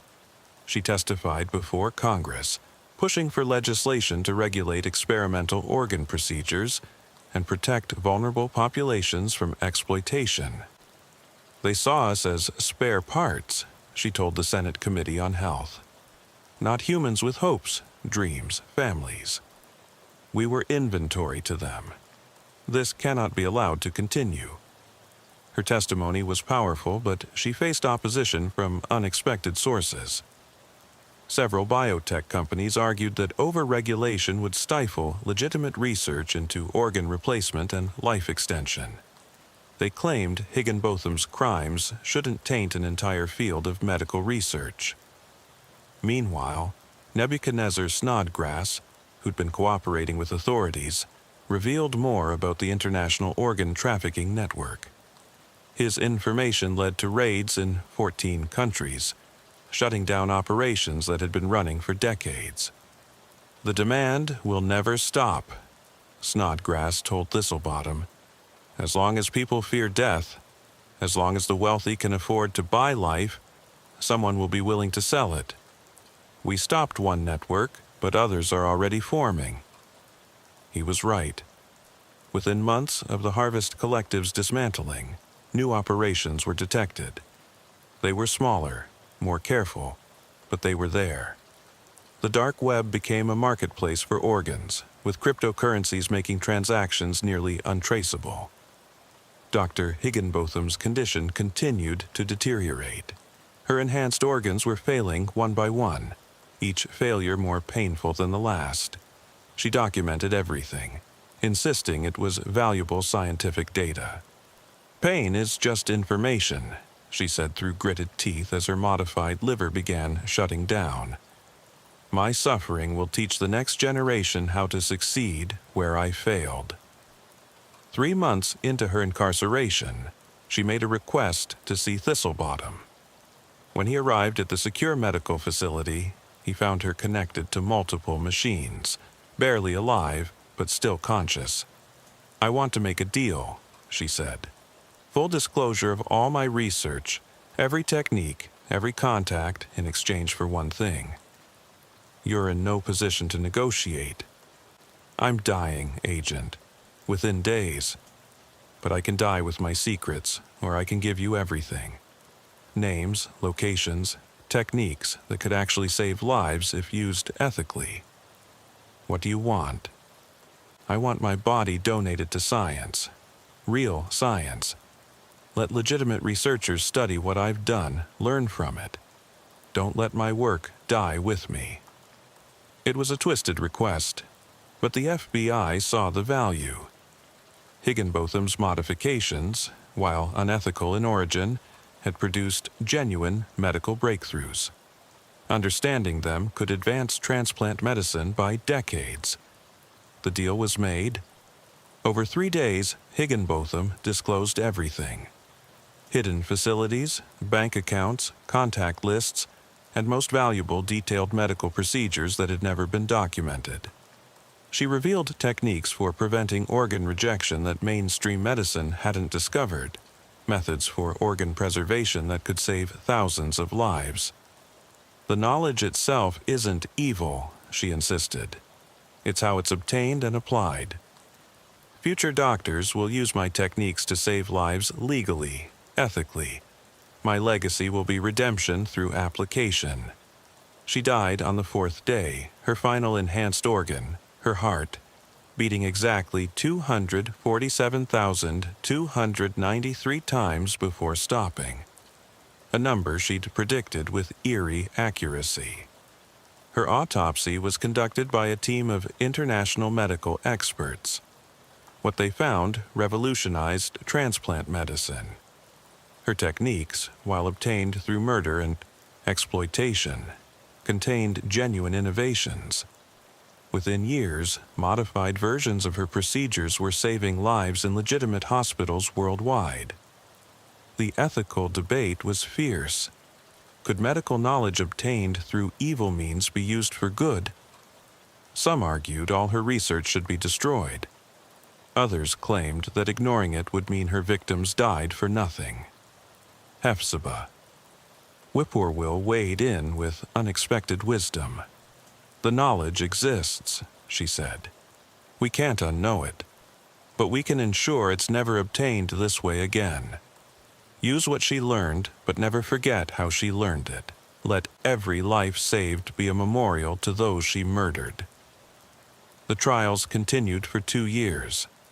In total, 147 people were convicted in connection with the Harvest Collective and related operations.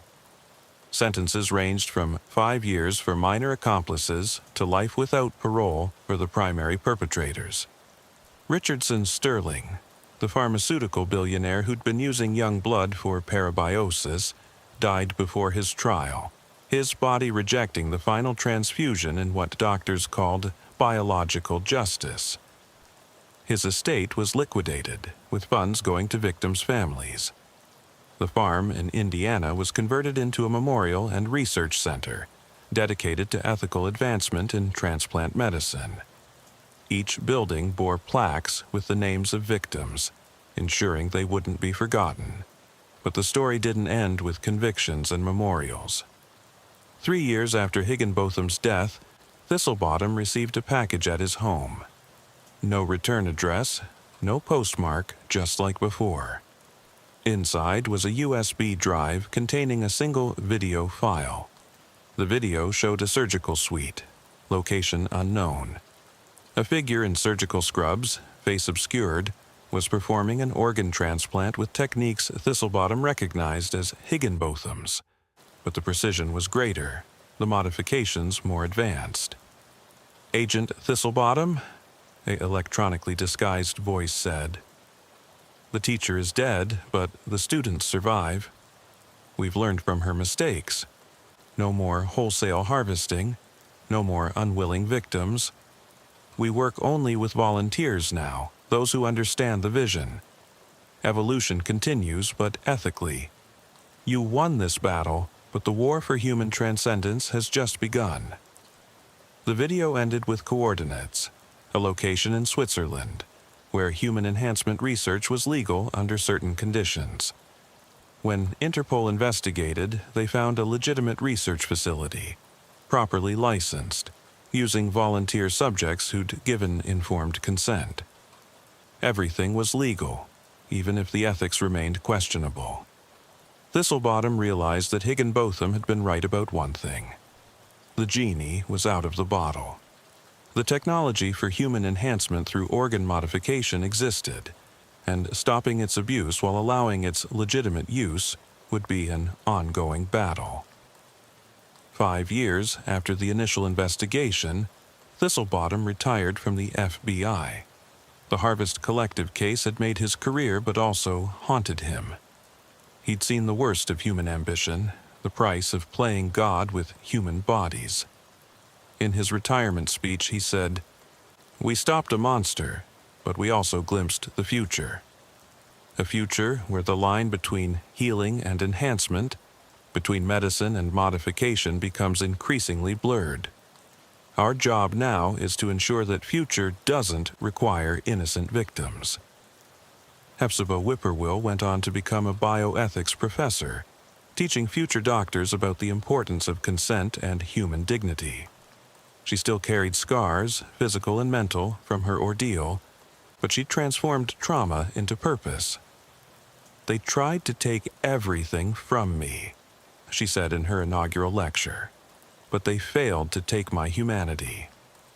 That's something no surgery can remove, no modification can improve. Our humanity is what makes us who we are, not our organs." Nebuchadnezzar Snodgrass served 10 years in federal prison, cooperating throughout his sentence. Upon release, he disappeared, leaving only a note, seeking redemption in anonymity. The organ trafficking networks were disrupted, but not destroyed. Like any criminal enterprise driven by desperate demand and enormous profits, they adapted, evolved, survived. But they were more careful now, knowing that people like Thistlebottom were watching. Dr. Higginbotham's research, sanitized and ethicized, led to breakthrough treatments for organ failure. Synthetic organ components, originally designed for enhancement, were adapted for therapeutic use. Genetic modifications she'd pioneered were refined to treat hereditary diseases. Her legacy became one of unintended good arising from intentional evil. But in dark corners of the medical world, in countries with lax regulations, in facilities hidden from oversight, the work continued. Not just organ harvesting, but human enhancement. The dream of transcending biological limitations. Some volunteers, some victims, all part of an ongoing experiment in what it means to be human. Thistlebottom kept a photo on his desk in retirement, the survivors from the Chicago warehouse, taken at a reunion 5 years later. Most had rebuilt their lives, found purpose, refused to be defined by what had been done to them. It reminded him that while evil was persistent, so was human resilience. The last entry in his case journal read, "The Harvest Collective is finished, but the harvest continues. Somewhere, someone is being valued only for their organs. Somewhere, someone is playing God with human flesh. Somewhere, the future is being built on a foundation of blood. We stopped it here for now, but vigilance is eternal. The moment we look away, the moment we forget, is the moment it begins again." Late at night, in cities across the world, surgical suites hidden from law enforcement continued the work. Evolution, as Higginbotham had said, couldn't be stopped. It could only be directed, controlled, or corrupted. The question that remained was not whether humans would be enhanced, but how and at what cost. The victims of the Harvest Collective had paid that cost involuntarily. Their sacrifice exposed a dark truth about human nature, that some would always be willing to kill to live longer, to steal life from the young to extend their own. But it also revealed another truth, that others would fight to stop them, that justice, while slow, was persistent. In Chicago, the organ trafficking networks never fully recovered from the FBI investigation. The city's hospitals implemented new oversight procedures. Its law enforcement remained vigilant, its people aware. The shadows where the Harvest Collective had operated were illuminated, making it harder for such evil to take root again. But shadows have a way of returning when the light moves on. And somewhere in those returning shadows, someone was preparing the next evolution of the harvest. The cycle, as always, continued.